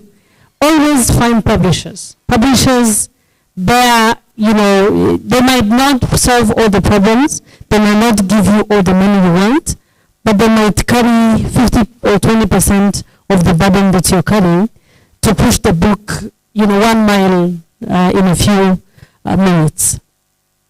Can we trust books? Yes and no. So books are vessels that transfer and transmit message. So it depends on what you want. If Habyarimana used Hitler and killed 1 million people, then do you want your child to be Hitler? Books does not repress parenting. Books is a tool that you can use to parent. So it's something that you bring to the table. Make sure that you know. I sell all manner of books until one day I realized that one of the books of Wimpy Kids had homosexuality, and I didn't know. I was selling it for how many years? Maybe 10, 15. And one of the books actually has a lot of illustrations on sex. And in our community we are not, and yet we are consuming that content. Do you know why? Because the mother and the father, we don't read, but we are very good people. We are buying books for our kids, and they take them home, and they read, and they don't have guidance on any of those topics. Or when they come to ask us questions, we're like, in the name of Jesus. To those of us who are Christians, that is what we are going to say. In the name of Jesus, that is not for us. It's not for us, but it is for this generation. And you need to have a stand, and you need to communicate it, and you need to know how to share with your kids. So books can be good tools to support you in parenting, or bad tools to destroy your children when you are at home, as well as TV and every phone that we buy in the home. Because when we leave them to use it anyhow, it can be destructive or be constructive. So it depends really on which books and how you're using them at home and how you're bringing them at home and what you're telling the kids to use it for. So I think that's it, and thank you so much. The CBC has been in implementation for the last 6 years now in Rwanda. There's a lot of learning or lessons that has been going on. Right now, I think we are focused on learning foundation outcomes, which is being led by the Ministry of Education and Rwanda Basic Education Board. And all the learning foundational outcome is focused on 3: literacy, numeracy, and languages. So really, it's much more of, starting from nursery to P3, at least to have the basics in reading, the basics in numeracy, the basics in languages, which I think is very important because that is the basis for writing good books. It's a basis for writing, studying. But the issue to me that remains is, are we even in our numeracy, in our literacy, are we embedding the right content? Are we embedding our content within that curriculum. Because that is what is happening. When we are, for example, there's one question that I have, and I always tell my every minister that I meet. If you want the child from Ngombo, the people who know Ngombo, it's one of the islands, to write, they should be writing about fish. They should be writing about how to navigate the waters of the Lake Kivu. But you cannot expect them to talk about, the AI now, because they don't have access to that. So the books should also be considered in supplementing it with storybooks that can support the kids to learn the things they know and learn the things they don't know. They borrow from others, but of course start by what they have around them. So if you go to the east, talk about cows, talk about farming, but don't go to Musanze and start to talk about fish, because they don't have any lake. They just talk about birai, Irish potatoes, and then talk about how to make good maybe chips if they are modernizing it. But if you go to the east, they talk about milk and cows and meat and all that. So we, in as much as we want to transform the content, we also need to go back and be like, what are we doing and how can we share the content across the country and the continent? Thank you. I would love to supplement on her response to if the books are good or not good for children. As a writer, and knowing that the modern day parents today that might not have the time to sit down and read with their children, I tactfully cause the parents to get engaged. If I'm writing for, let's say, 9 to 11, I'll make sure to include 1, 2, or 3 hard words for the child. And, kids are really inquisitive. So they'll get along the word and it is really strange and they don't understand it. Maybe they cannot read it. And they'll come to the parent. I assume they'll come to a parent or a teacher or anyone older than them, an older sibling. And if that should create a bond. That should create a bond, and maybe they'll have questions from the book or from the story. And as such, asking them questions that they cannot understand, rather they do not know themselves because they've not read the book, will force them to read the book. So I think as writers, if we can have that, or maybe other tactics to make sure that by all chances, the parent will get to know what the child is reading, then that would be very helpful.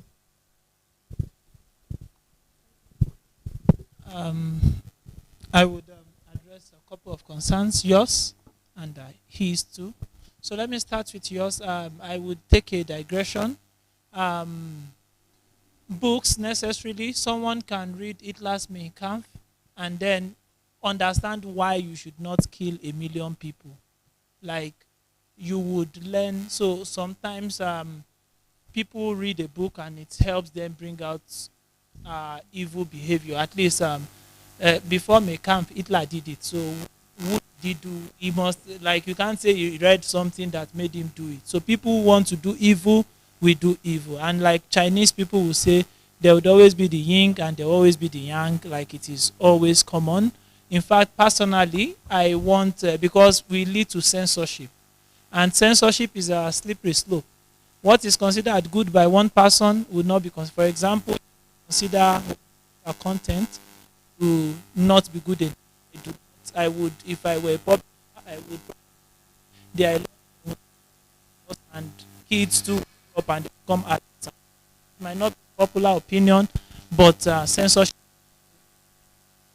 That part is why you can't exactly say this is a good book or a bad book.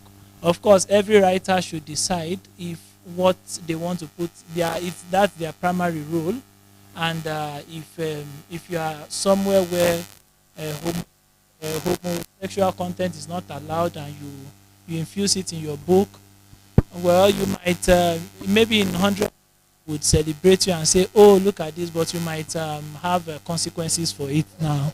Okay. So you raised concern about book being in our time, like do they reflect? One problem I have with literature is we like the tortoise, the fox, like I don't like it personally. It's not like we can't talk about them, but the Westerners that we talk about, they had tortoise, fox, and everything. They didn't sit and keep talking about tortoise, fox, and whatnot. Like they talked about what was present realities. So and since we are shaping the mentality of the youth, which is what we are doing here, if anyone is a children writer, I'm disagreeing with her because she's like, Africa is pure on top, and that Africa is civilized. It's an insult for us to not be civilized. Like, we've been civilized even before Westerners came here, and in fact, way like wearing shirts and trousers is not civilization. Like civilization so currently, if you're writing a book that you want kids to read, look at characters that they see. Like many of them, unless they go to the gorilla park and what have you, nobody lives in the city except you are in Nairobi, which has a park in the middle of the. You don't see gorillas or fox or tortoise every day. Like it's. If you're writing about that, it's okay to write about that. But if everyone is writing about that, our kids are gaining basically nothing. Like, and if they also sit in the past, we are about our past, our present, and our future. Like, personally, I hope that I would invest in futuristic stories, like was it sci-fi for children literature, because my girlfriend has a 10-year-old kid, and he would rather read something that is talking about maybe a black Superman than he knows Chala, he knows he knows Black Panther. Like if I want to teach him something, I'm better telling him Black Panther did this than telling him the tortoise did that. Like he won't relate with the So I think a lot of us, because in our little way, while we look at the bigger picture, if we want to shape kids, we have to write things that influence them. We have to even write things that they must first want to read. So I think we should try to incorporate present things. You could write a story about yourself, about now, in a way that kids can understand them. It's the language. They can take philosophy. People have called them, there are these two books that people have mentioned, one here, Animal Farm and Lord of the Flies. Kids read this book, they are called children literature, but they are not children literature. If you've read Animal Farm or if you've analyzed Animal Farm and Lord of the Flies, they are just about children, or maybe use animals as characters. They are books that government have banned in their country because they can incite revolution. Like, so even in your own way, you can incite kids to be patriotic citizens, like by telling a story of how you broke traffic rules and about how breaking, like in a way that is relatable to the kids. It's not about a kid that the lion and the goats were running in the jungle. It does not translate, other than the realm of fantasy, it does not translate to any meaningful, like, I think so, like, so I think our stories, if we really want to shape the youth, should be stories that reflect us, and we as Africans, that we have our past, which we don't need to whitewash it.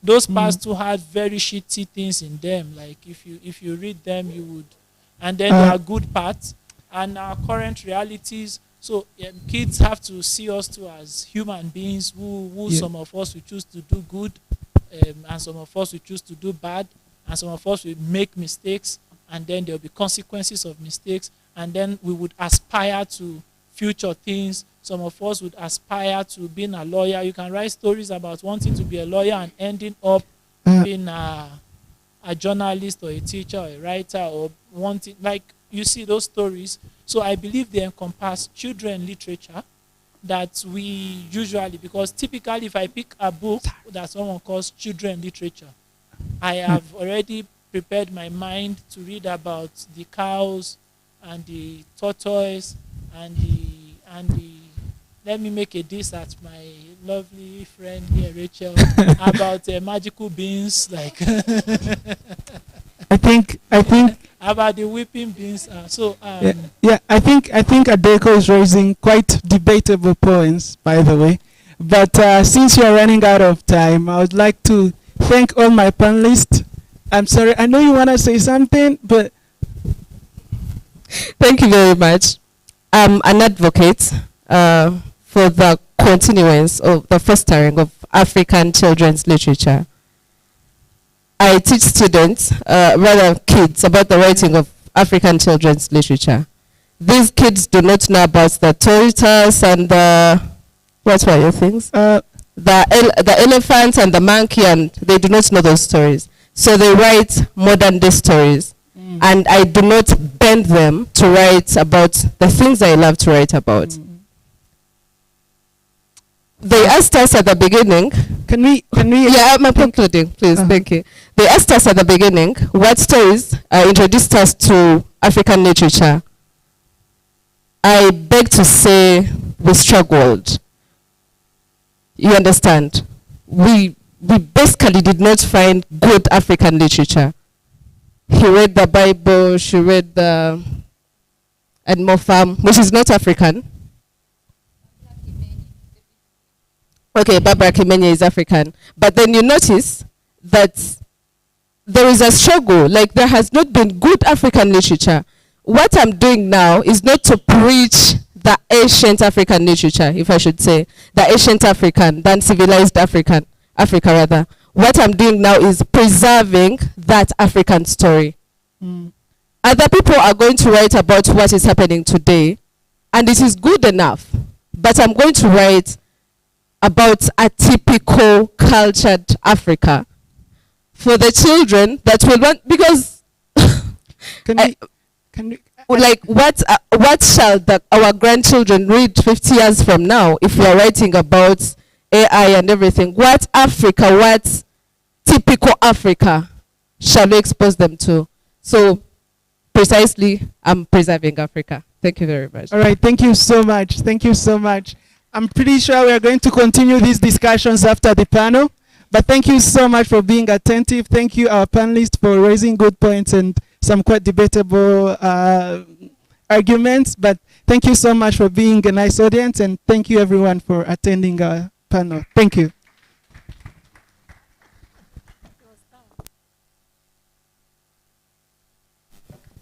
Thank you so much. They were talking about Animal Farm, and I remember one line that I like. All animals are equal, but some are more equal than the others. That thing has stuck with me, and I'm like, am I in the first part or in the second part? Which part am I in?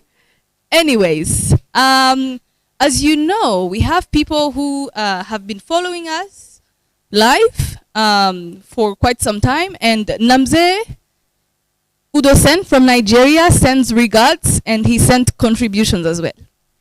He says African countries should be united in the culture of decolonization. We are Africans because the colonizers have made us so, but we must not remain in the deficit that we have been printed. His next contribution says African literature does not span only the written words, but also the oral stories. Podcasts have kindly taken us back to the original way of telling stories. And he says children's books should provide a vehicle to change narratives of the negative impressions of Africa. Our wearing of animal skins or raffia should not be seen as negative but beautiful. By the way, if you can buy me some animal skin clothes, please do. So next up, we've got Avia, divine, as she says it. Please, welcome for your performance.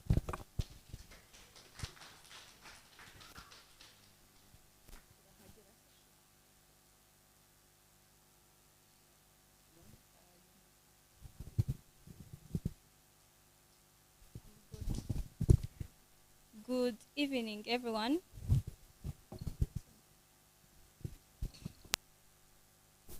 Good evening, everyone. Are you guys enjoying this time? Like I am? Let me raise my voice.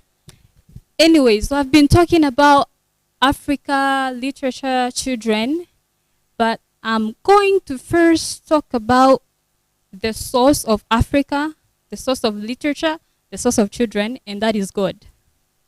So I'm first going to talk about God, the creator of Africa, literature, and children, and then children. Okay. So hear me out. The poem is called Your Creation, My Creation.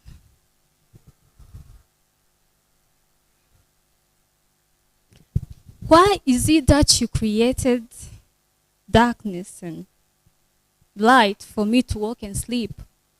Why is it that my fondness revolves around your creation of living things, and not to mention organisms?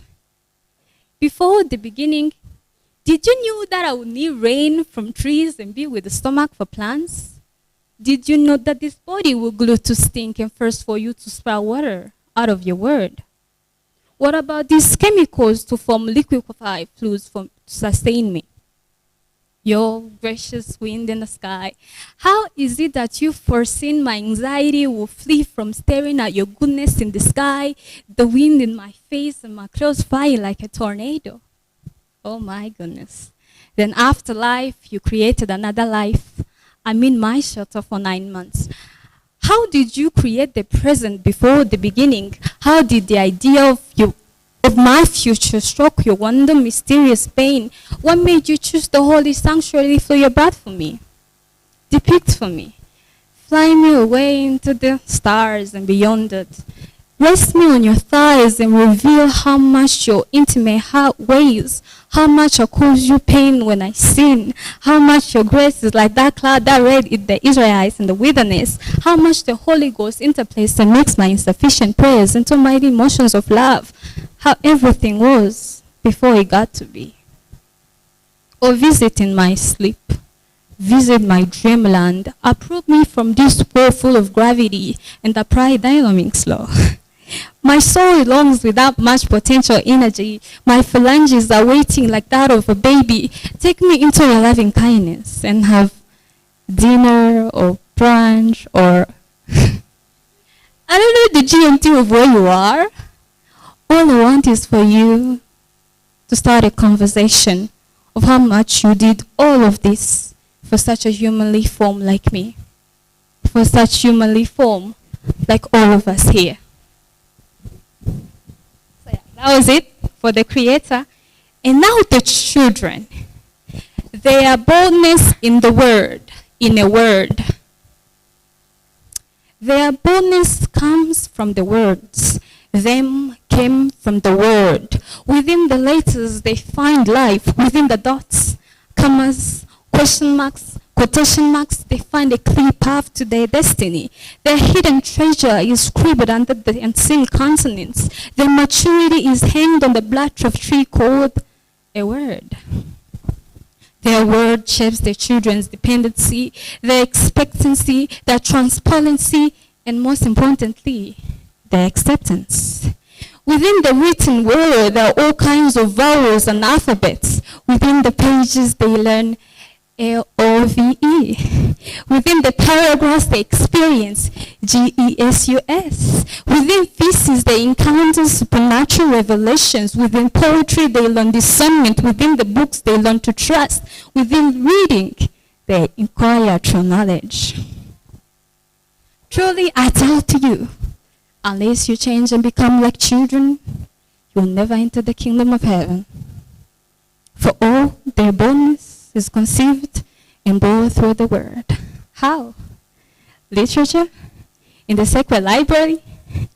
These children simply learn their origin. In that library, there are outstanding books of their history, culture, political influence.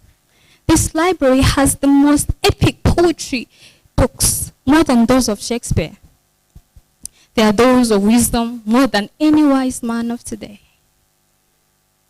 They are those of tomorrow, those entailing the good news, and finally, the mysteries to come after us, their parents. Thank you.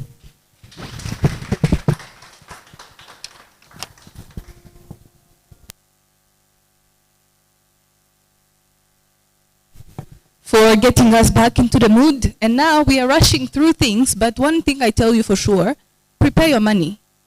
Prepare your money, buy the books. That's what we're doing. And I lead by example. I've gotten my own. So please do, as Anthony gives us the speech for the African Writers Awards, the winners. Woo, winners. Nice. I want to see the winners. Good evening, everyone. It's me again.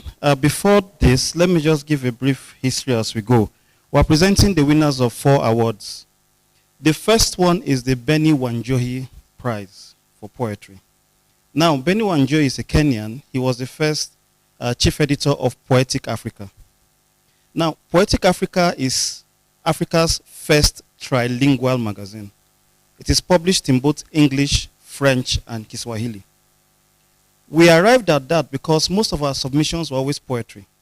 And because we had limited space in the Writer Space Africa magazine, we decided to come up with another magazine where we can push some of these poems too. Still, many of our entries are still poetry. So we started this award this year. So this award is the first, and the award gives prize money to the winner and the first runner-up. So the winner for this award receives $100, while the first runner-up receives $50. So now, of course, travel is expensive, so many people are not here. Those that are here will receive the awards. So the winner for this award, the first place winner for the Benny Wanjohi Prize for African Poetry, is a poem titled At Lekete Market by Eniola Arowolo from Nigeria. Then the first runner-up, who receives $50, is a poem titled For Sale, African Drums Designed by Robots by Gabriel Awa Meino from Ghana. Now the next award is the Teens Prize, the African Writers Teens Prize. Why we also started this, this is the 3rd year of the award. This award gives $100 to the winner of the Teens Prize. They are in 2 categories. There's prose and poetry. So $100 each goes to each teen that wins the award. We started it because we realized that we were focusing too much on adults. And we needed to also, have a look at, past, present, future. Also take a look at those that are coming up. So we decided to start the Teens Prize, and this prize is sponsored by Nahida from Tanzania. Thank you, Nahida. So the winner of the Teens Prize for poetry, who has $100, is a poem titled Right to Peace by Andrine Yako from Ghana. Looks like a contest between Nigeria and Ghana anyway. The winner of the Prose Prize, who has also won $100, is a story titled 5 Things Mother Did Not Prepare Me For by Sumaya Muhammad from Nigeria. Now the 3rd prize, which is in its 6th year, this is the 6th year of the prize, is the Wakini Korea Prize for Children's Literature. This is also sponsored by Nahida. So I would like to call Nahida out. Nahida, please come out for this prize. Now, Wakini Korea was someone that was also a chief editor of Writer Space Africa magazine. Unfortunately, she died in 2019 before the conference held in Kenya. And so we decided to, keep her memory going by instituting the awards after her. That's why the awards is in the 6th year and we're in our 7th year, because we started 2019, but the conference started 2018. So Naida, please come out, please. So the 3rd place, but this award, the prize are a little different. 3rd place prize receives $100, 2nd place receives $150, and 1st place receives $200. So 3rd place prize for this award is a story titled Nadera the Brave, A Tale of Triumph by Laura Petit from Tanzania. I will jump to the 1st place prize. It's a story called A Close Call by Absentia Grace from Kenya. And the second place prize is titled Be One Another's Keeper by Angie from Cameroon. Angie, come for your prize. Yeah, come and see your prize.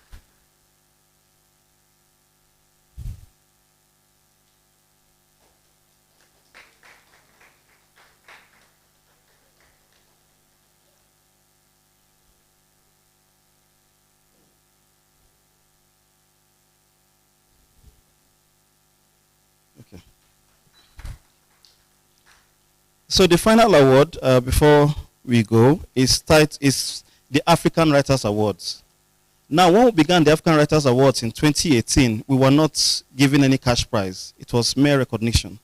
Until 2020, when we started with, $100, then we moved up to $2. For last year, we started with $500. We moved up to $500. Last year was for poetry. The winner of last year's poem was meant to be here, but he wasn't able to make it from South Sudan. So this year, usually we alternate. Last year was poetry, this year is short stories. So next year, of course, will be poetry. And next year, like I said, the price is going up. So the winner of $500 for the African Writers Awards short stories is a story titled When Love Exists by Elizabeth Dwamena Asare from Ghana.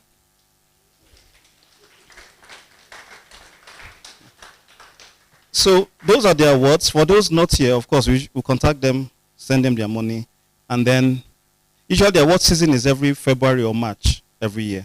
So you can check out our social media handles. You will see the award flyers, or you can maybe share as well within your group.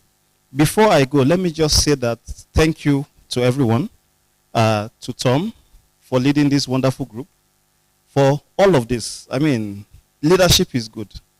When you have good leadership, everything works.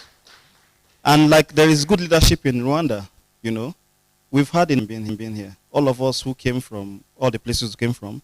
And really being in WSA Rwanda and all of this, thank you. And thanks to everyone here. From WSA Rwanda, Lisa is there, always at work, and every other person. Finally, for next year's conference, we are moving to Southern Africa. The conference will hold in the Kingdom of Lesotho.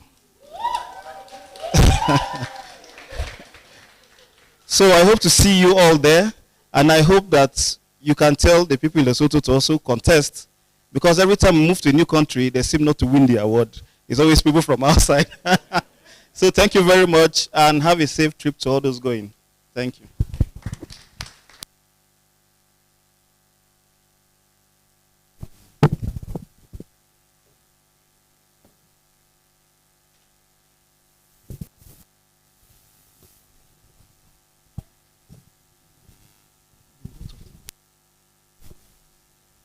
Hello?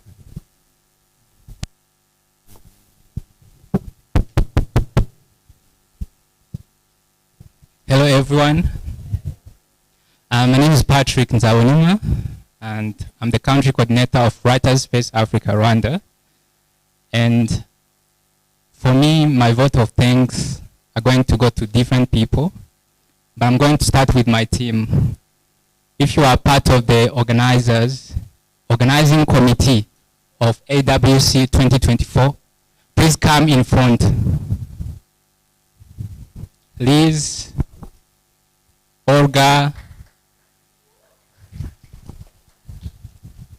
we need a picture. Olga.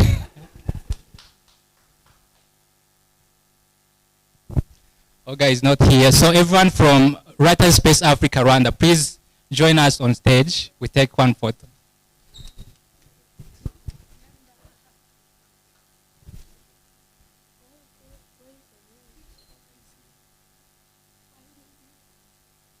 So this is the team you see here. Please.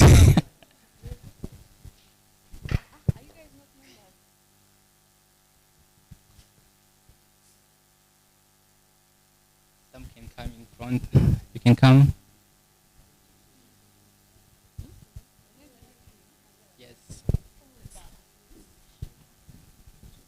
So the team you see here, these are the organizers. We have been organizing this conference since January 2024. and of course with the support from Pen Boss and other people from Writers Space Africa. Please give them a big round of applause. So I thank you so much, and I hope we're going to keep doing this more often. Thank you. You can take your seats.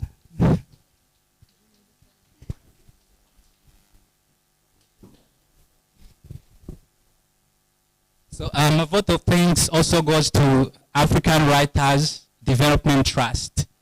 A big round of applause to the organization.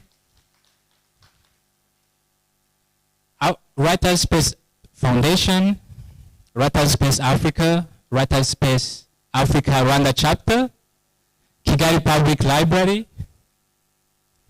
A big round of applause to them. Another big round of applause to Goethe Institute Kigali. We hosted Writers Mingle 2024 there.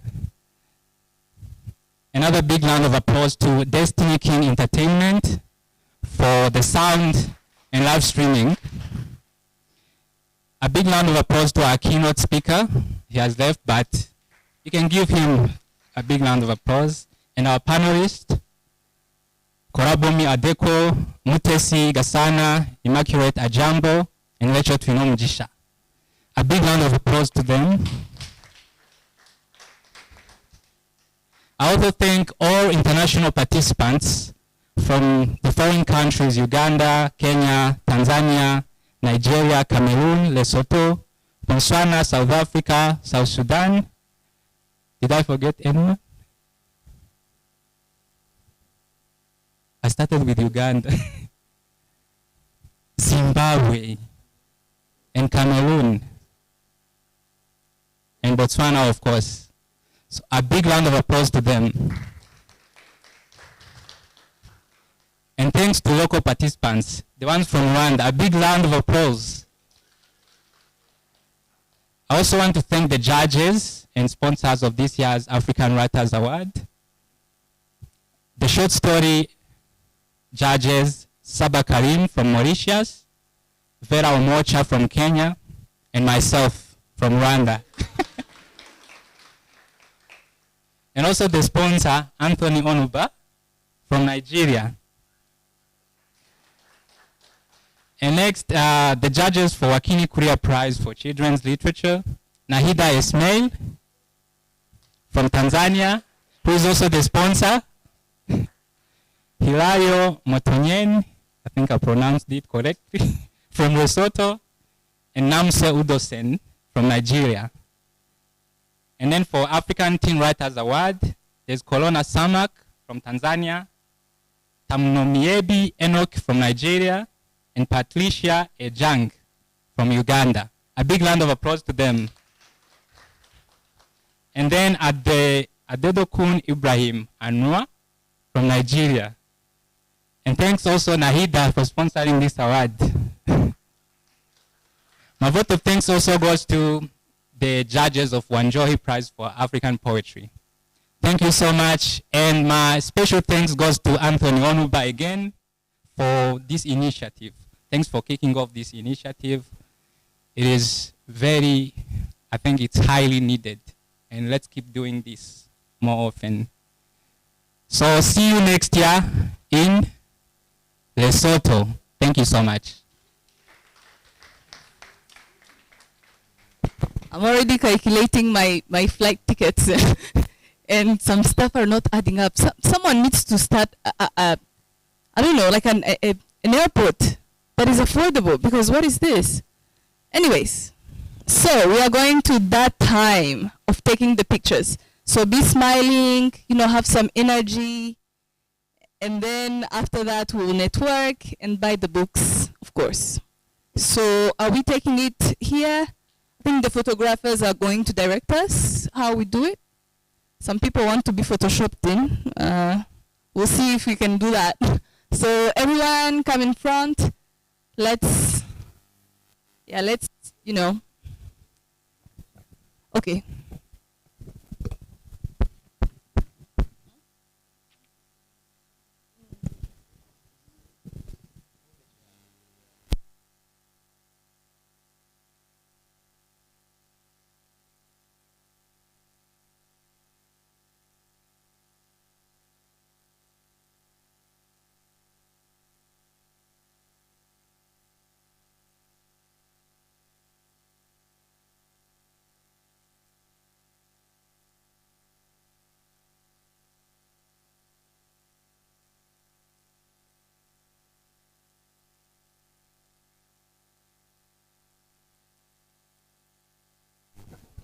We need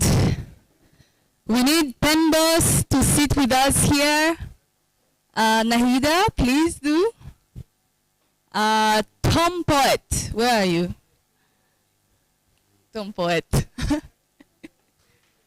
Yes, and the rest of us, we stand.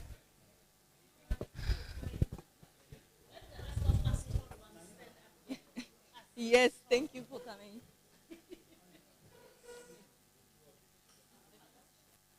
Let's get it, let's get the pictures. Rose, you can also sit here with us.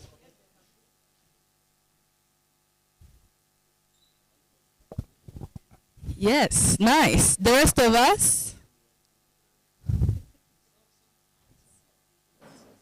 Short ones up here because we can't be seen.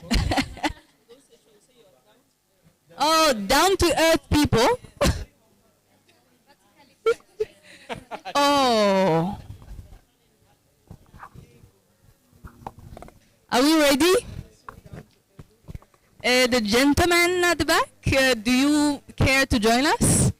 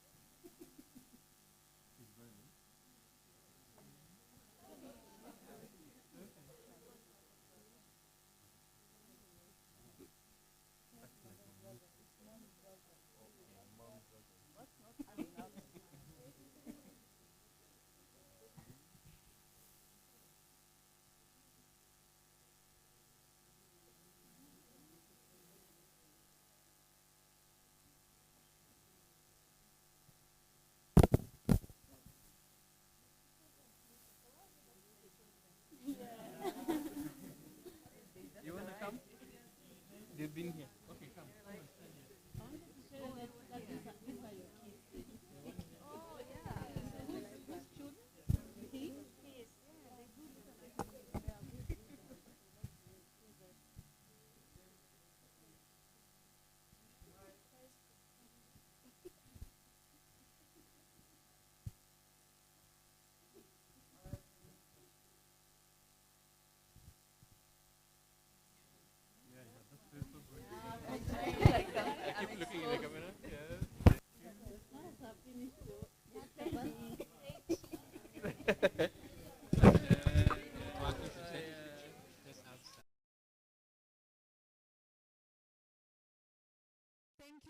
For coming.